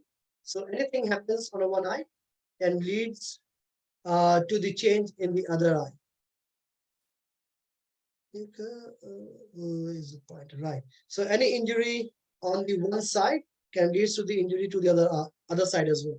So if you have a conjunctivitis or any inflammation in the eye, and you went to the doctor, he prescribed you some steroid to suppress the inflammation, he'll say, okay, better to put the drops in both the eye. The reason behind it, because if you have an infection on one eye, the chances for infection to the other eye is increased. So better to have installed the like eye drop in both eyes, so that you can prevent any type of infection. And this area of the brain, which is the backside of a brain, usually this is called the LGN or DLGN regions, which have optic radiations. These are the fibers which get connected to the back of the brain, and these are known as the optic radiations. So how the vision is lost, you know that this is the part which is exposed to the environment and the part which is inside, like inside the skull or connected to the brain.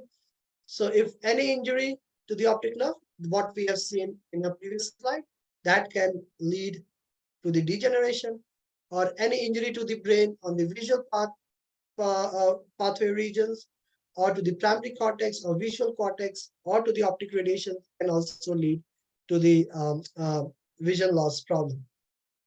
Which I just mentioned about the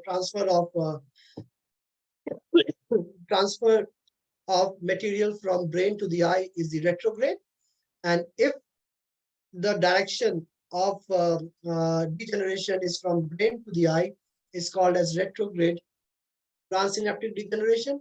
But if it is from eye to the brain on opposite side, is the anterograde.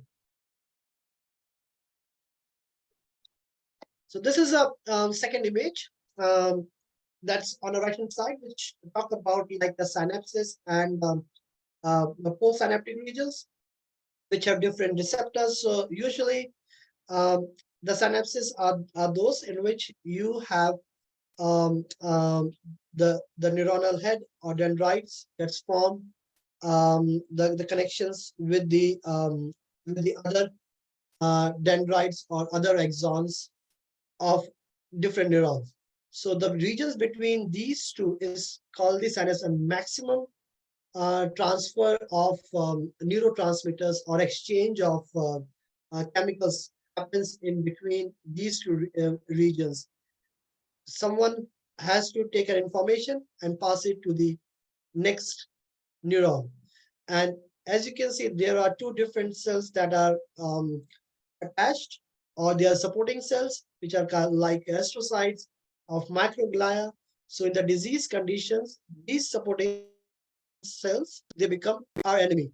Instead of providing support, they start interfering in the transsynaptic communication, and they leads to the axonal death. And they, when they activate it, they try to engulf and eat the neurons. So as you can see, one neuron, the degeneration in the upper part, leading to the degenerations into the to the other neurons. So this type of degeneration is known as transsynaptic degeneration, and this we have tracked in the animal model by using like gene therapy. We have injected the green fluorescence protein, which is specifically for the one neuron. And when it's traveled, we can see that the one neurons to the other neuron is completely become green in color. So our body do not produce green fluorescence protein. So with the viral gene therapy, we have carried out a single gene therapy study to see the transsynaptic degeneration. So moving on, as in the first slide, we just mentioned about like how the neurotropin factors are important. So these are like previous studies that we have carried out in a lab, and there are few papers that have come out from a lab and from different groups. They have shown that that the BDNF signaling or the TrkB signaling or the tropomyosin kinase signaling is get affected in glaucoma. So there are therapies through which, if you activate, we can see some protection. So how we have carried out these studies? So what we have used BDNF heterozygous mice. So heterozygous means this is with having a both positive and negative allele. If we completely remove the BDNF, the survival for the mice would be they have the phenotypic disorders if this gene is completely deleted. So what we have identified that the electrophysiology of these mice will compare with the wild type, which work as a control, and the BDNF heterozygous mice, there is a significant a small reduction in PSTR. This PSTR means is a positive scopotic threshold response. In this, what we do, we basically dark adapt the animal overnight around like 12 hours. So there's no light, and this experiment is completely done in the red light. The reason why the red light, because the retina itself, if you take out the retina, it's completely red. And if there is a light, if there is like any light that pass through the retina, can lead to the auto bleed of the photoreceptor. So we are only interested in studying the ganglion cell, not the photoreceptor cells. So what is happening to the ganglion cells, because these are the ones which connected to the axons and going back to the brain. So we just stimulate only single cell, that is the inner part of the retina. And what we identified, when this allele is missing, that it has heterozygous allele, the STR or the PSTR, positive scopotic threshold response, is reduced. So now we are interested in knowing whether the changes, the functional changes correlates with the structural changes or not. But this study is carried out in the young mice. So what we observe, this is the retinal like a section, and is stained with the hematooxylin, and the upper layer, the like a dark one, is the ganglion cell layer. Next is the inner nuclear layer, and this one is outer nuclear layer. So we are only interested in this part, that is the inner retina. And what we identified, the ganglion cell number, what was not changed in the very young age, but the function is reduced. Then we are interested in seeing what happens if these mice been kept for a longer period of time, because you know that glaucoma is the age-related disorders. So in the young age, you won't see people have glaucoma, but usually your grandparents and parents with age above 60, they experiences of glaucoma-like symptoms. So when these mice were kept for a longer period, like 5 months to 1 year, so we find that the amplitude is more significantly reduced, and it is directly correlate with the structural changes. That means the ganglion cell is also reduced. So this study given us an indication that if there is a change, if there is a mutation in this protein, that can lead to the dysfunction in the retinal cells, specifically the ganglion cells, and can also lead to the damage of the ganglion cells. That's why the patients experiencing vision loss. In addition to that, we have also observed that these animals have a one different type of protein accumulation with time.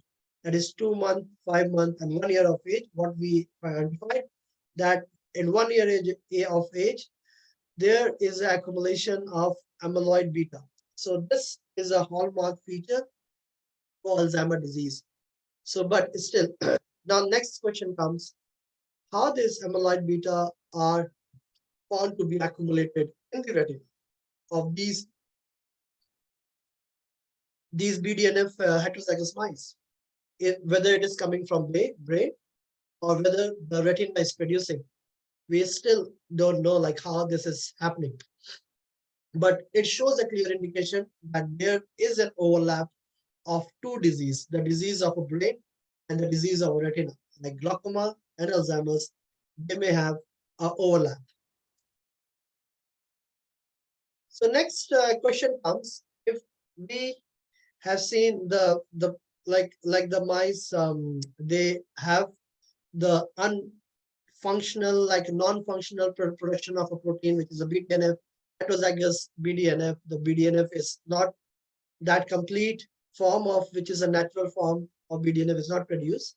Then if this happens in a glaucoma patients, so if suppose we know that a body system is completely made, like the cells made up of DNA, and it's continuously undergoing mutations. And if any mutations happens and a faulty proteins are produced, and you have a disease, then what is the chances of the progression of disease? So what you have seen, when the animal were introduced with a high intraocular pressure and a disease is carried out, that is like a glaucoma-like model, it shows a decline in the electrophysiology function.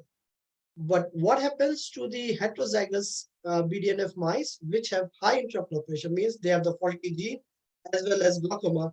There is a tremendous, or you can say a more decline in the progression rate is higher. That means if someone has glaucoma and it does not have other disorder, the decline phase or the progression is slow.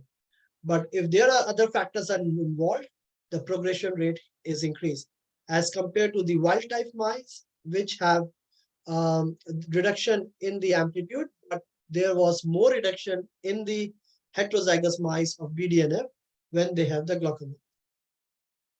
So how we induce glaucoma and how we generate the glaucoma model in the rats or in the mice.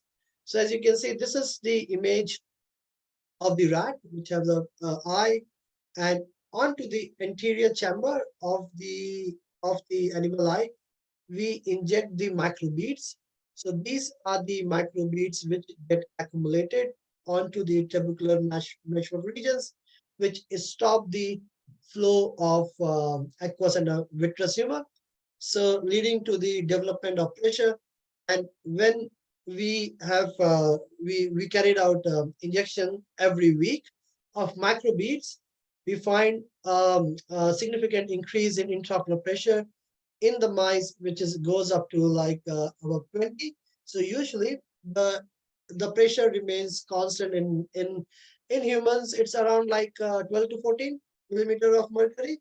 But when the patients have glaucoma, it can goes up to 30 or 35. But in the animals, we have seen it goes up to like 22 or 23. So that mimic the condition of the glaucoma in humans in animals. So that's how we generate these models. But there are genetic models as well. Like one of the genetic model in the mice is the DBA2J mice, which have spontaneous elevation of intraocular pressure with age, like after 6 months, the intraocular pressure genetically increase. They have some mutations in the gene, and that lead to the glaucoma like symptoms.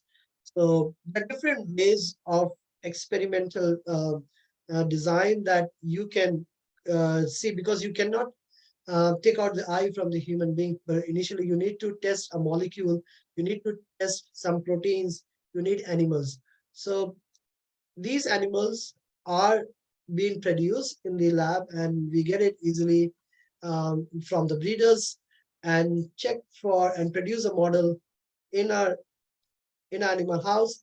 And these models goes up to like 2 months to 2 months of model, having 8 weeks injections and measuring IOP. So what we have seen previously about changes in electrophysiology, we want to compare the changes structurally, whether that also give any relevance. So here is the retinal imaging of HNE, which is called hematooxylin staining. We find that when the wild type mice, the pressure was high, then also there is a decrease in the ganglion cell layer, which is like significant. But when these mice are like a BDNF heterozygous mice, when the glaucoma or high intraocular pressure is introduced, they have more loss. So this is also confirming that when there is a mutation in a BDNF or changes in the BDNF allele, and if patients have glaucoma, then the decline is more faster. And these are the aged map animals, like same age matched animals are used for these studies. And also the correlation of protein, which is amyloid beta, that is also being elevated in the high IOP condition, and also they are high in the BDNF like heterozygous mice. So what give an indications, like suppose if we give extra BDNF or we give some neurotrophins, then the glaucoma can be treated. People have carried out number of studies, they carried out gene therapies, and they have used like a protein a gene which can completely producing BDNF, but that therapy failed. It doesn't move into clinical trials. The reason behind is when you have excess production of a protein, your receptors get saturated and the signaling is stopped. If you have a BDNF, you do not have a receptors, no signaling, that means also it leads to a death. So that give you an alternative way, like it's not only the BDNF protein that you have to alter, but it's the receptors that also to be considered. So people have tried to identify some pharmacological agents that mimics like BDNF or that mimics like neurotrophins. So one of the compound that we have studied is for the flavonoids, which is called 7,8-DHF, which is the dihydroxyflavonoid. We carried out a study in this cell. Initially, these are the retinal RGC cells. So when they are treated with the neurotropin factors like 7,8-DHF, which binds to the TRACP, it stimulates the growth of the cells and forms dendrites and forms connections. So these are the neuroids. So usually when you grow the neuronal cells in culture, means when you grow them in vitro, in like dishes or petri dishes, you can see these neurons, they try to get connected to each other.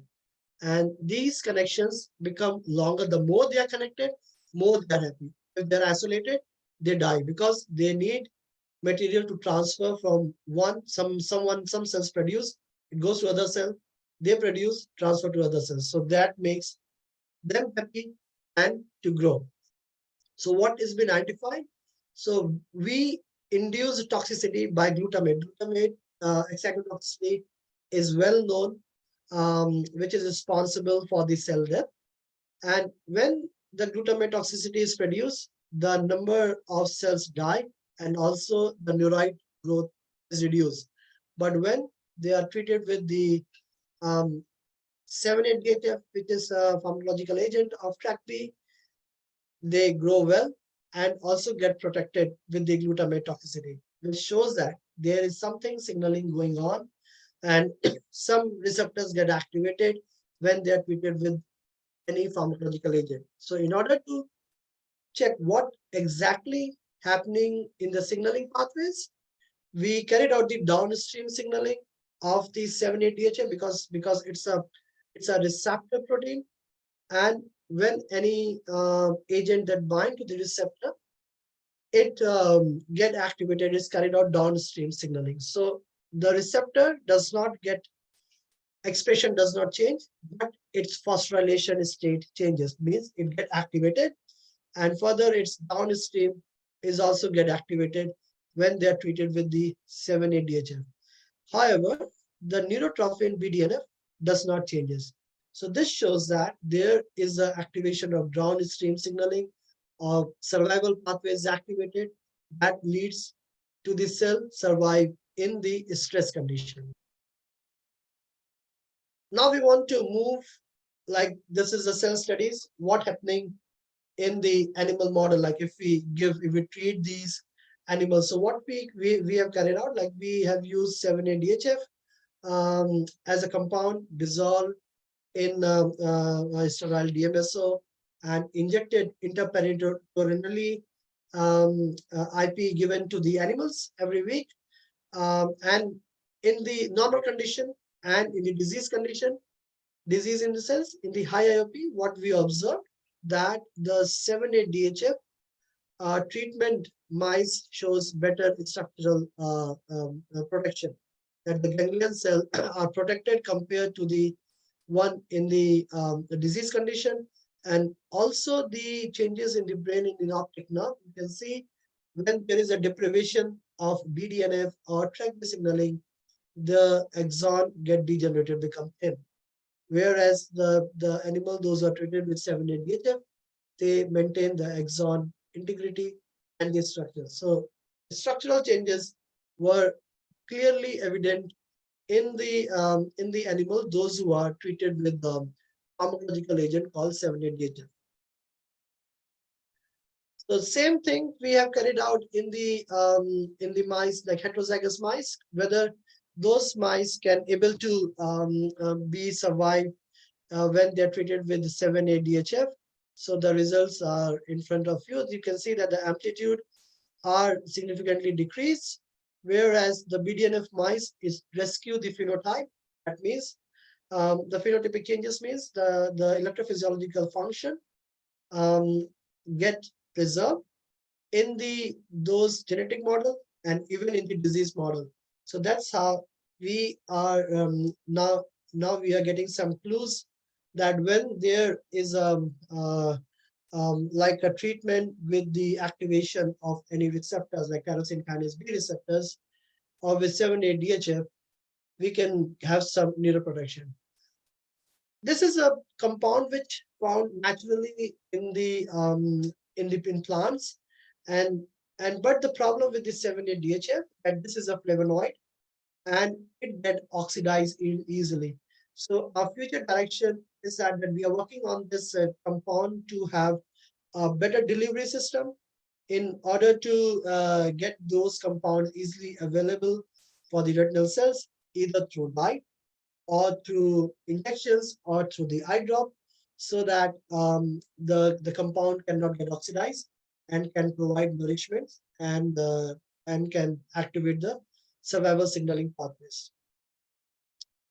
So this is again to confirm what is happening and how this mechanism is going on. So we developed like we established this mechanism by using called immunoprecipitation. So as you can see, if you have a kinase and it's always been acted by any phosphatase, so we identified that the TrkB as is a kinase is the SHIP2 which regulate its activity. If anything get activated, has to come down to a neutral state. Same way, like as a parents, you are in a happy mood or you are excited, your parents keep you down. So you are as a kinase and your parents are as a phosphatase. So both ways work together in the body system, which has like a feedback mechanisms. So in a normal condition, the expression of this receptor is normal, but when the optic nerve exotomy or increased IOP, this is like either optic nerve crush or optic nerve cut model, the expression is increased, means the interactions between the kinases and phosphatases increase.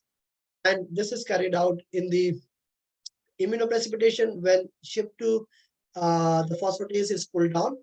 TrkB is also being found present with the immunoprecipitation experiments. Also, when we pull down the TrkB, SHIP2 also comes through it, but this interaction is more when the pressure is higher. Even in optic nerve exotomy, their interaction is higher, but in like a glaucoma condition, this interactions become more higher. So now we are getting a clue, like if anything get activated, like TrkB get activated, then it's a phosphatase, which is also its activities is increasing, which making the TrkB to not perform any activation or signaling pathways. This leads to understand like how these SHIP2 or the phosphatase are coming in closure look to the TrkB receptors. So what we identified that there are some, like this is a membrane protein, like a kinases is a membrane protein. And when it's binded to a BDNF or its ligand, it's get activated. There are present the phosphatase, which can dephosphorylate the tyrosine residues and reduces its phosphorylation. This is like a phosphorylation state, and it remove the phosphate group. That's a function of the phosphatase. But in the membrane, there are many others membrane proteins. So one of them protein is called the caveolin, and what we find that the caveolin like interactions also increase, and these interactions are like it's recruiting more of the SHIP2 molecule to dephosphorylate. So this was being confirmed in the caveolin knockout mice, these the retinas. So what we identified in the knockout mice, there is no expression of TRACP, or in the knockout mice, there is no expression of SHIP2, which means that in presence of caveolin, this activity, this functioning is performing, means SHIP2, TRACP, BDNF are being together. That works if caveolin is present. So this give an idea that these are the adapter proteins which recruit most of the phosphatase in the disease condition, so that even if the activation was there, then has to dephosphorylate and make it deactivated. So that was the mechanism we have proposed in the glaucoma condition, and this is has reached to like a very highly setting like a papers, and we have received number of grants on this. And but truly speaking, we could not translate this to the clinical, but there are some limitations. We tried with the gene therapy, but gene therapy itself is has more of its complication because it can induce immune response and can integrate to any other cells if they are not non-specific. So we could not carry out this study further, but maybe in future if someone may take up and can bring some new ideas and bring it to the clinical trials, it would be a novel therapy in glaucoma condition. So this is the mechanism that we have proposed, that there in glaucoma, the SHIP2 activity is increased. Even if the BDNF is present, the TRACP phosphorylation is reduced, or it does not provide protection in glaucoma. So this was the basic mechanisms that we have identified in glaucoma condition, and this we have taken up carried out in the animal model, and also when we have the postmortem human tissues and human retinas, we have seen these activities are closely correlated. So what given like how I proceed this further to see if we can target SHIP2, because we know that SHIP2 activity is increased. So what happens if we modulate the gene SHIP2 in the RGCs through gene therapy, whether it can provide neuroprotection or not? So this is a simple eye-like structures, just I presented a schematic way. So the animals have received the viral, these are the viral particles. They have got injected with the AAV2 virus, which carries a gene of interest, which is the PTPN11. This gene encodes the gene for SHIP2. And what we find that the gene is well expressed in the ganglion cell layer, not in any other cells. These are the photoreceptor cells. These are the glial cells, Muller glial cells, the cells which are responsible for the vision, and the one which get damaged first in glaucoma, that is the ganglion cell, they get only expressed in the ganglion cells. So the question comes, how did you express this in the ganglion cell? So we have used a specific promoter which can only express in ganglion cells. So if you want to produce in the synapses, we can produce with we can use synapsin promoter. But if you want to express in the photoreceptor cells, we can use photoreceptors promoter. But here we have used the promoter um, from Cambridge University. They have carried out the studies. It's a hybrid promoter of cytomegalovirus and chicken beta actin, which can only like express the neuronal cells of the ganglion cell. So that's how we have seen the expression in the ganglion cells. And here are the images which shows that these transgene, because we can't see the transgene directly in the eye. So what we did, we tag the transgene with the GFP, which is a green fluorescence protein. And when they are overexpressed, GFP can be seen. The ganglion cells have taken up the GFP. When the retinal sections were carried out, we could easily see the green fluorescence expression in the ganglion cell layer and also the transgene in the ganglion cell layer. This is confirmed that we can able to modulate gene by using any gene in the retina or specifically to the ganglion cells by using AAV gene therapy. So in order to confirm the changes, what happens to the receptors that we carried out is the like TrkB. We've seen that there was no change in the TrkB receptors, but the phosphorylation state was increased when the SHIP2 was knocked down. It means this gene was knocked down. The phosphorylation state in the adrenal ganglion cells is increased, and when the gene is overexpressed, that means the phosphorylation state is reduced. So same way we are correlating, like, okay, so this, if we modulate the phosphatase, we can easily control the BDNF TrkB signaling and can further go into like a signaling pathways.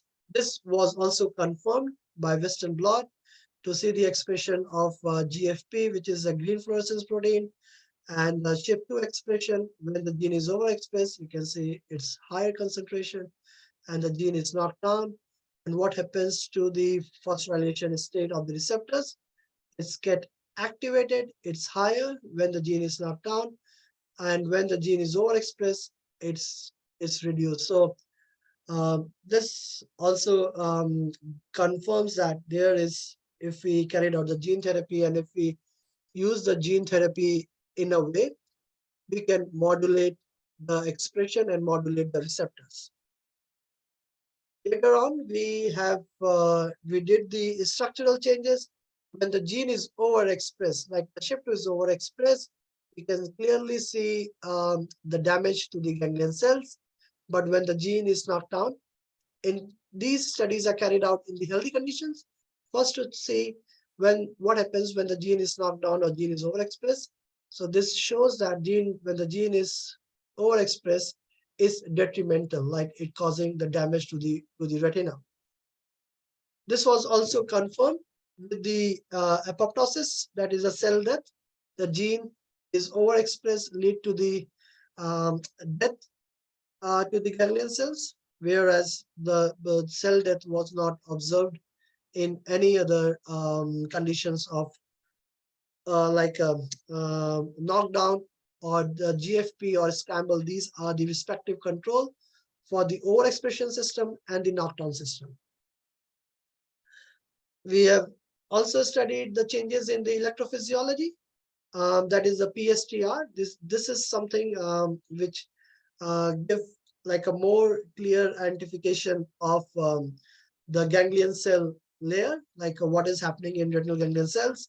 So this is a control condition, glaucoma. There is a significant reduction of PSTR, but when in glaucoma condition, the gene is not down, it shows the protection, like still the STR was preserved. This was also correlated with the changes in the glaucoma condition. So in the glaucoma, you can see there is a damage, and again is a control, there is a damage. But when the glaucoma, in a glaucoma, it is knocked down, we find some protection. So our gene therapy, like the studies confirm that this mechanism is working. This is what a mechanism that happening in the retinal ganglion cells in the disease condition, specifically in the glaucoma. So we have just talked about a one disease, one disorder. So let's see how this disease is overlapped with the other disorders like Alzheimer's disease. So on the left hand side, I have animal model that is a APPPS1. This is the genetic model of Alzheimer's disease. It's have a mutation in amyloid precursor protein and preselin protein. And this is the brain part, and this is the retinal segments. When we carried out the flat mount staining, it's a flat mount slide. When you take out the retina, you open up and do the staining of complete part of the retina. You can see that the amyloid beta can easily get deposited in the retina in the animals of APP model. Whereas in this is the patients like human retina, which have in a control, and in the AD disease, which you can see that the amyloid beta with the dark spot is much more higher. Even in the immunostaining, the amyloid deposits were easily seen in the retina. It's not only in the ganglion cell, but it's completely distributed in all retina. So this provide us some sort of information like amyloid beta is seen in the retina. What is the reason? Because we know that the Alzheimer's disease is a disease of brain. So can retina be used as a model for Alzheimer's disease? There are many evidences which now the people are using, and the best part is that in United States, one of our collaborator is using curcumin, which is like haldi for we use as a food material.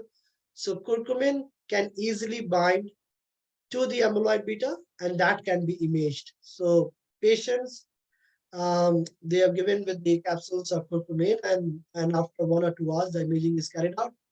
They can easily see the deposits of amyloid beta. So this giving an indication said, okay, there is some overlap between the two disorders, but they have the common link is the retina. So we are trying to answer this question whether there is overlap, or is there any artifact, or like retina is producing amyloid beta, or it has been transported from brain to retina. We don't know. So we are exploring this area, and so there are many other diseases which have the overlap, like Alzheimer's disease, glaucoma, and age-related macular degeneration. But the part which has a common is the deposition of amyloid beta in the retina. There are a number of evidences which confirms that the amyloid beta is present in the eye or in the retina, or glaucoma type of phenotypic changes are seen in the Alzheimer patient. So still the research is huge, vast, and we have still want to answer some basic questions, but there is a link has been set up now, and which shows like many paper comes from our lab, paper comes from different labs. They have shown that there is a correlation between two disorders. This is it's a recent article that we have published in Progressive Eye Retinal Research, which talk about how we carried out the retinal changes with the brain changes. So on the left hand side, you can see what like as a retina, what type of things you can do with the patients. Like you can carry out pattern ERGs, electroretinograms. You can check the nerve fiber layer thickness. So usually when there is a degeneration, there the thickness is reduced, and you can use optical coherence tomography or to carry it out to see any formation of blood vessels or retinal structures. You can do a visual field or visual acuity test where you can see the which part of the retina has damaged. You can carry out the electrophysiology with having the visual evoked potential or hyperspectral imaging. So these are the non-invasive techniques which can easily be imaged and can have a good results. On the other hand, when the patients like with Alzheimer's disease patients, when you go for a PET scan or like a neuropsychological assignments, EEG, FNIRS. So these are the tests for the brain, and you can correlate those findings with the findings from the retina. And that's how the diagnosis are improving. And you can monitor a patient's progress. So initially, you cannot treat a patient until you don't know what is the mechanism behind the cell death and how the cell death is progressing. So understanding the mechanism is the critical and the important step, so that you can have some checkpoints where you can target and you can have therapeutic applications. So this is the one which I was talking about, like the use of curcumin. So curcumin is present in the curcuma longa or like haldi. This binds to the amyloid beta, and these can be easily seen in the imaging of OCT imaging of patients with Alzheimer's disease. And when the postmortem tissues give a sections, they find that amyloid beta are amyloid beta deposition can easily seen in the hippocampus and in the retina. So this is like a breakthrough. Like you can easily with non-invasive techniques, you can check the disease progression in the Alzheimer's disease patient using retina as a model. We have expanded our research. We got collaborated with other departments, with other universities. So we move to understand, like we have the access of the different tissues. We have the access for the brain from animal studies, and from the human studies, human cohort. We have the access to the blood. We have access to the retina. So we have carried out like a large cohort studies in a proteomics to see what type of proteins get changes, of type of proteins that get upregulated or downregulated in a disease condition or in the healthy conditions, and correlates this with the different part of a brain with the retina. So what we have identified, like a cluster of genes we have identified in glaucoma, control and glaucoma retina. We have seen that there are like 252 type of proteins, they got upregulated, and 133 types of proteins got downregulated. Whereas vitreous, because vitreous is a part which is a jelly-like fluid, which provide nourishment because it has many nutrients, dissolved nutrients, provide nourishment. So it's also important to study what is happening to the jelly-like substances. We find that in vitreous, some of the proteins are upregulated in the disease condition, and some of the proteins are downregulated. So that means these can be used as the biomarkers to study the changes in the disease progression. So if you have a biomarkers or something, a kit is developed where you can find a tear molecule, like you have eye tears, put directly into a kit and show like what type of disease progression is. And also we have find some changes in the complementary pathways in the retina. So this is like a very complex studies, but I'm not going deep into it. So these are the pathways which get altered, changes in both retina, vitreous, and and correlate with the same studies in the animal model, and also in the studies when we carried out in the human postmortem tissues retina, we find great correlation between animal and the human sample.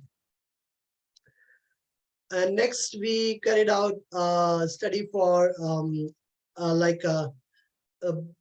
amyloid beta and different types of other proteins. We find some of them are upregulated, some are downregulated. As you can see, left-hand side is the vitreous, right-hand side is the retina. The black part is the control, and the white bar is the glaucoma. So some are unaltered, like B2M or adipo. So these are unaltered, but some are upregulated and some are downregulated. So this is also providing some information like which protein we should target to use as a therapeutic agent. So later on, this we come to a conclusion like this part. This schematic representation can give you an idea, like how the cell death mechanisms are going through in retina. It can be through synaptic dysfunction, the formation of synaptic vesicles, or there is a dysfunction in the synapses. Another one is the neurotrophin dysregulation, maybe because of BDNF deactivation or SHIP2 activation. It could be due to the oxidative stress present in the mitochondria and formation of free radicals that also cause the death of the neuronal cells. Activation of inflammatory pathways like macroglial activations, release of TNF alpha, major histocompatibility factor 2, INOS that can lead to the retinal ganglion cell death. It could be axonal transport. Suppose the amyloid beta get deposited at one neuron and makes the other neuron to get die. Could be endoplasmic reticulum stress, could be autophagy or apoptosis, or like amyloid beta or tau pathology. So tau are the proteins. These are produced by the gene called MAPT, M-A-P-T. So these are like a thread which ties the macrotubules. So in the disease condition, in the Alzheimer's disease, the pathology is seen with the patients with the brain.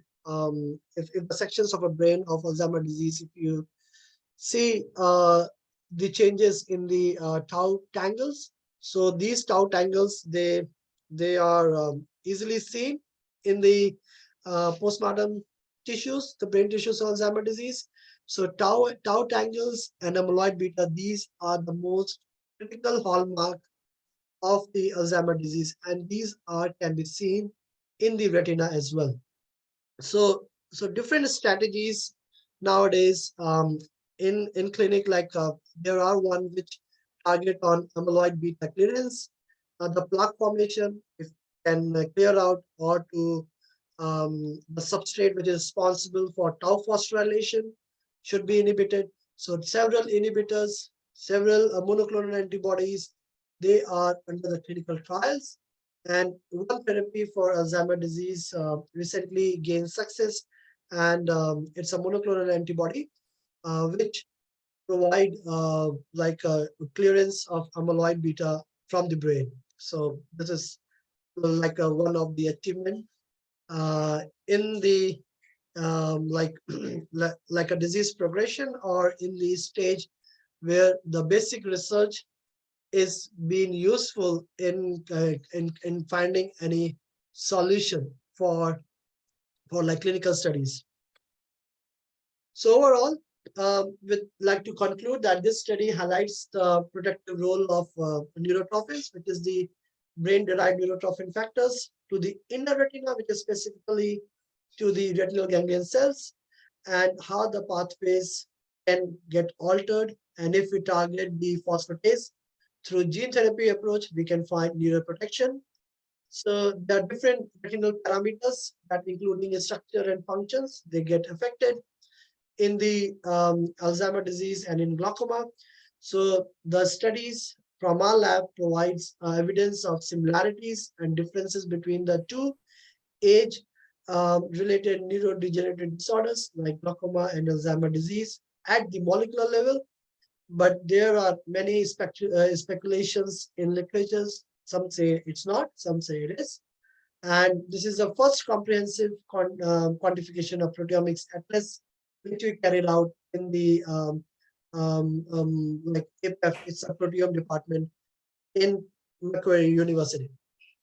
So I would like to acknowledge my my team, my boss, Professor Stuart Graham, Vivek Gupta, Mehdi, Yui, Dave, Boshte, Angela, Natasha, Roshana, and our collaborator from Harvard Medical School, Perth, Princeton University, are grants that we basically receive from NHMRC, Novartis, and the ORIA is a Australian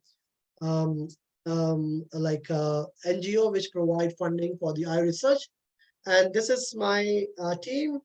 So all we were during the Christmas lunch. It's in December. I think this picture was taken last year. So my boss is a big cricket fan. So usually we go to the national park and play cricket, do barbecue. So this is a summertime. December was a summertime, but it's a winter time now here in Australia. So with this, I'll hand over the things to Munindra. Thank you, Nitin, for such a nice talk. I think you made a great presentation. The slides were very good. All the things were clear to most of us.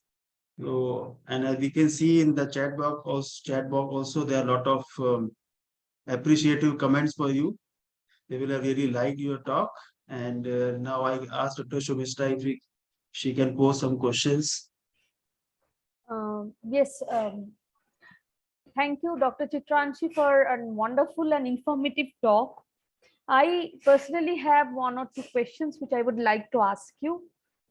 So my first question is that how do you rate this retinal imaging technique in detection of NDDs, specifically Alzheimer's and Parkinson, in contrast to PET neuroimaging and CSF-based testing? Yeah. So see, first of all, this is a technique which is hyperspectral imaging. This technique is a non-invasive. So like, and it's a easily accessible to the retinal, to the like central nervous system. So the hyperspectral imaging techniques are basically used in our clinical setups now easily, and many clinical trials are going through. And with the imaging, you can easily quantify the nerve fiber layers, like how they are degenerating. And in terms of like a PET scanning and other, it shows because there's a connection between brain and eyes through optic nerve, and these are the axons, and these are the fibers which are being responsible for making connections between brain and the eye. So any changes with the PET scanning or any in the MRI or the brain imaging can correlate the progression, like whether it's true, whether the disease arises in the eye itself or it arises from the brain.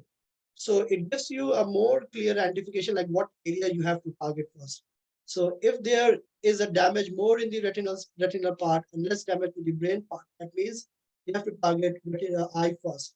And more damage, or there's an equal damage on the both sides, that means there the progression has started and it's need to be with some new like a neuroprotection strategies should be applied. So both ways, like it's give you like a clear cut indication, like where You have to base on like target therapies based. So in terms of cost also, is it little cheaper than the other processes like MRI? These are very costly processes. But Yes. So do you think that OCT or retinal imaging is going to be cost effective in terms of detecting the disease? I'm not going to yes, the therapy right now, but yes, on the yes, detection definitely. part. Definitely. I tell you, like in Australia, uh, the the health system and the medical system is very strong. These like MRI and like eye imaging has been covered by our Medicare. So usually being like a government take care of all those things. And they invest a lot in the health system. So in developing countries like India and other countries, these machines are very expensive. Like Heidelberg one machine and Cyrus is another machine, are very expensive. And when it comes to the clinical setup as a private setup, it's become more expensive because the running cost, the maintenance, and other things. Definitely, the OCT and those hyperspectral imaging are cheaper compared to the MRI.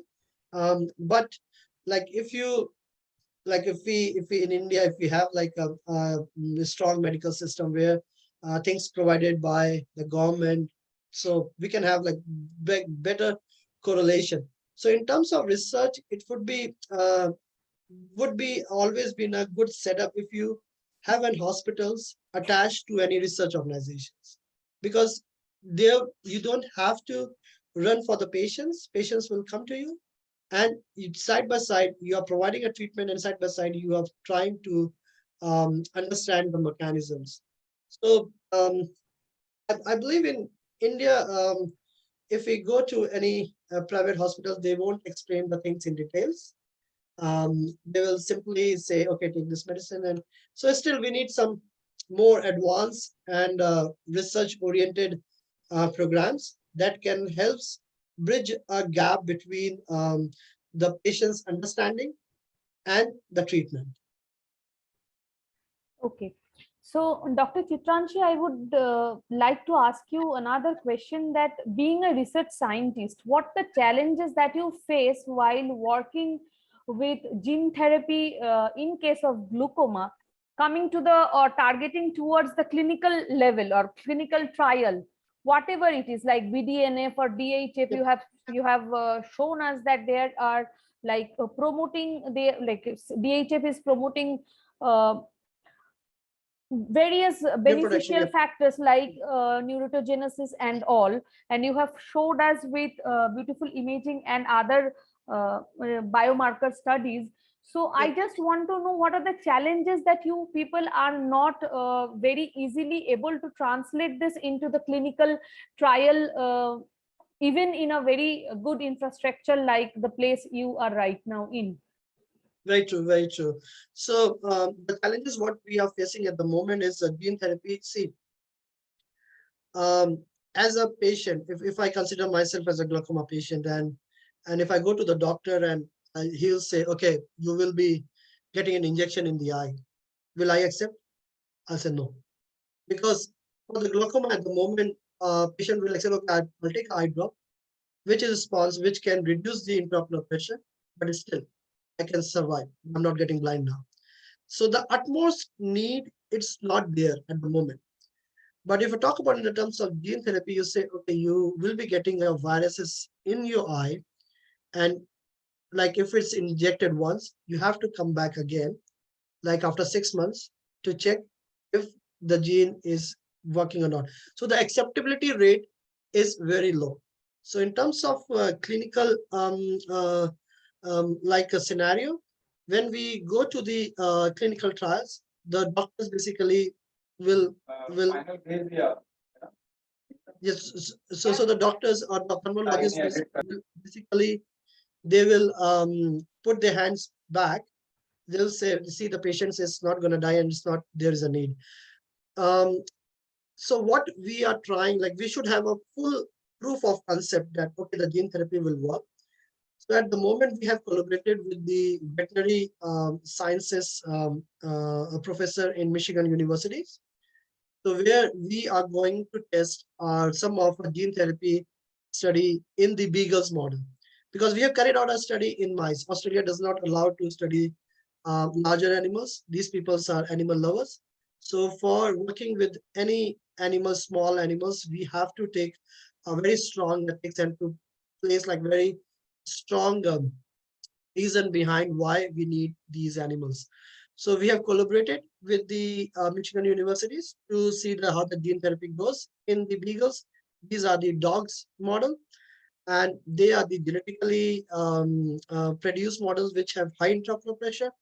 And the problem with these models with the gene therapy, again, in the higher animals, is the activation of immune response. So usually when the viral peptide, it goes to the cell, our immune system, T cells, B cells get activated. And they try to make those systems to neutralize.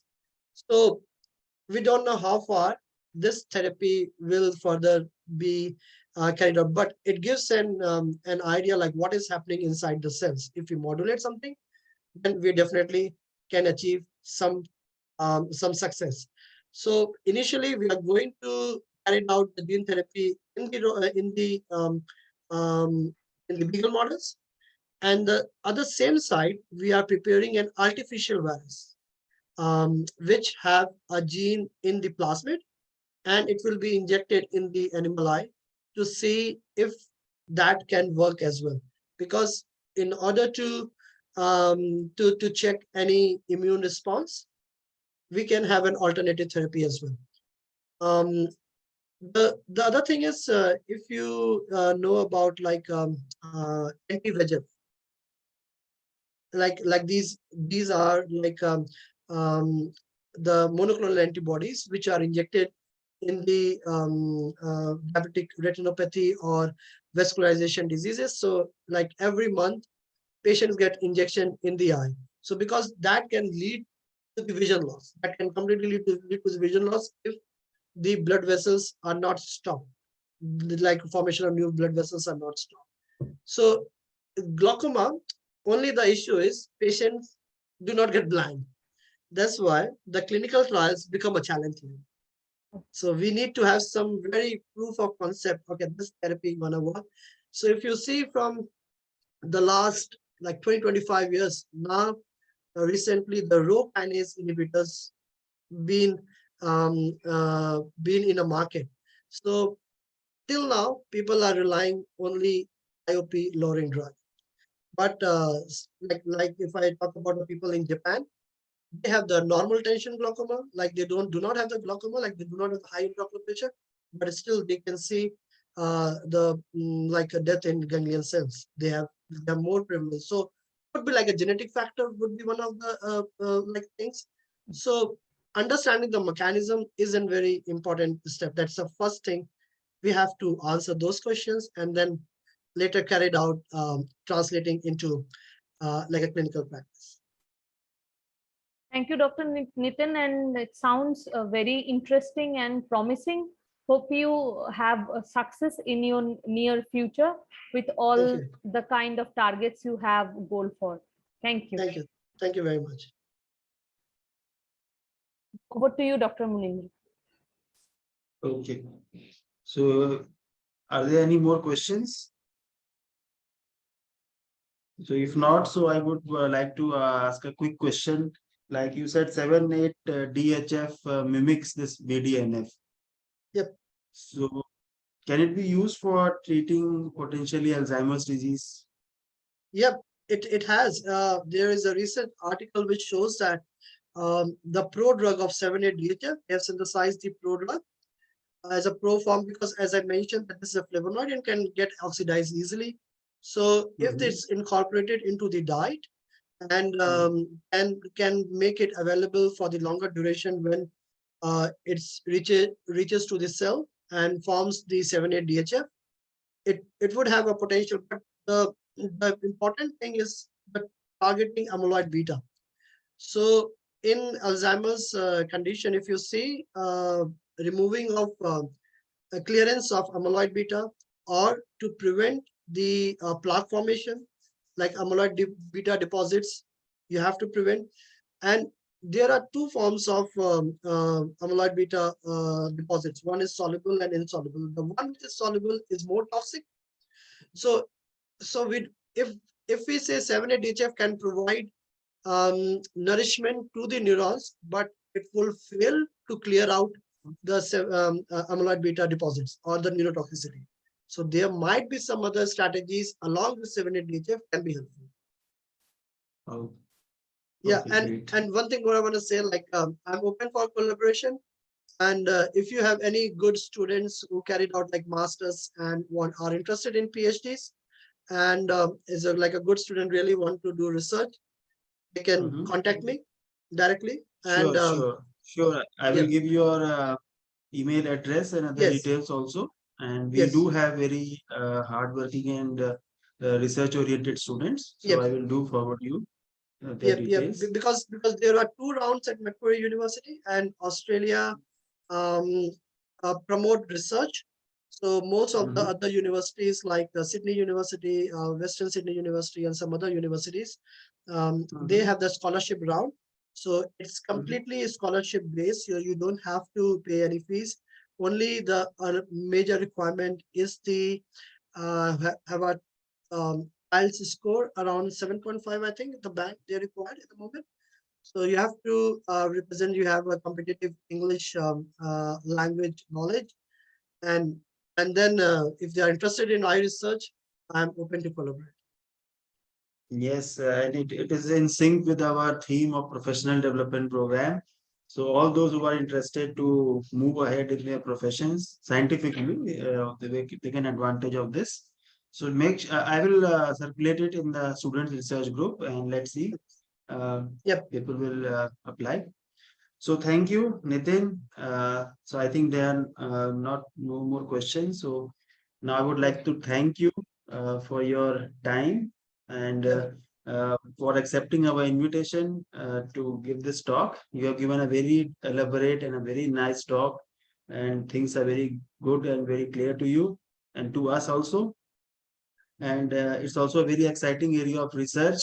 So all the young researchers, they can think of working in this field, and it has I think very bright prospects also, both publication wise and clinical applications also. Yep. So thank you, Nitin, and I look forward to meeting you in person. So I Yeah. invite you to visit our campus.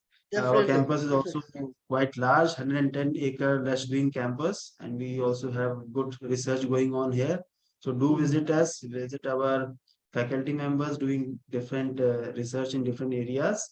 So it Yep. will be, we look forward to your visit. And Definitely. again, thanks Definitely. a lot. Thank you for the invitation, Munin. Thank you. Thank you very much.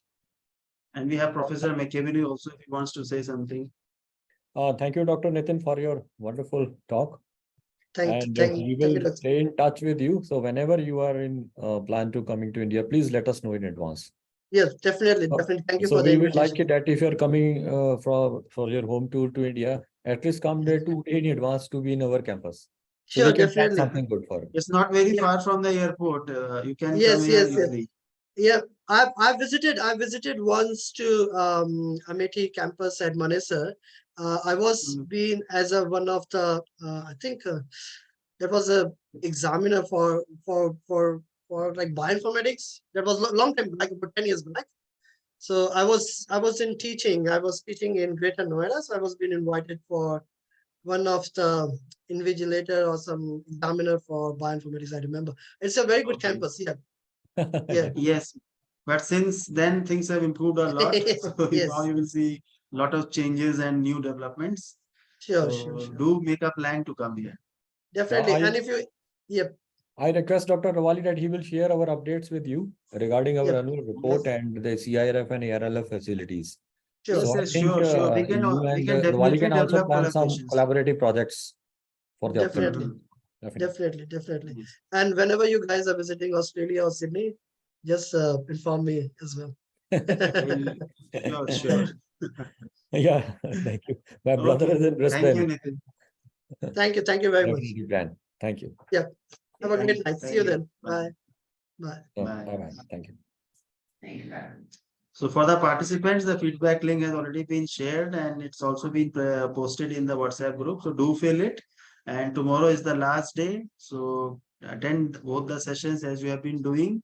And we will have a valedictory function after the second talk tomorrow. So looking forward to welcome you again tomorrow.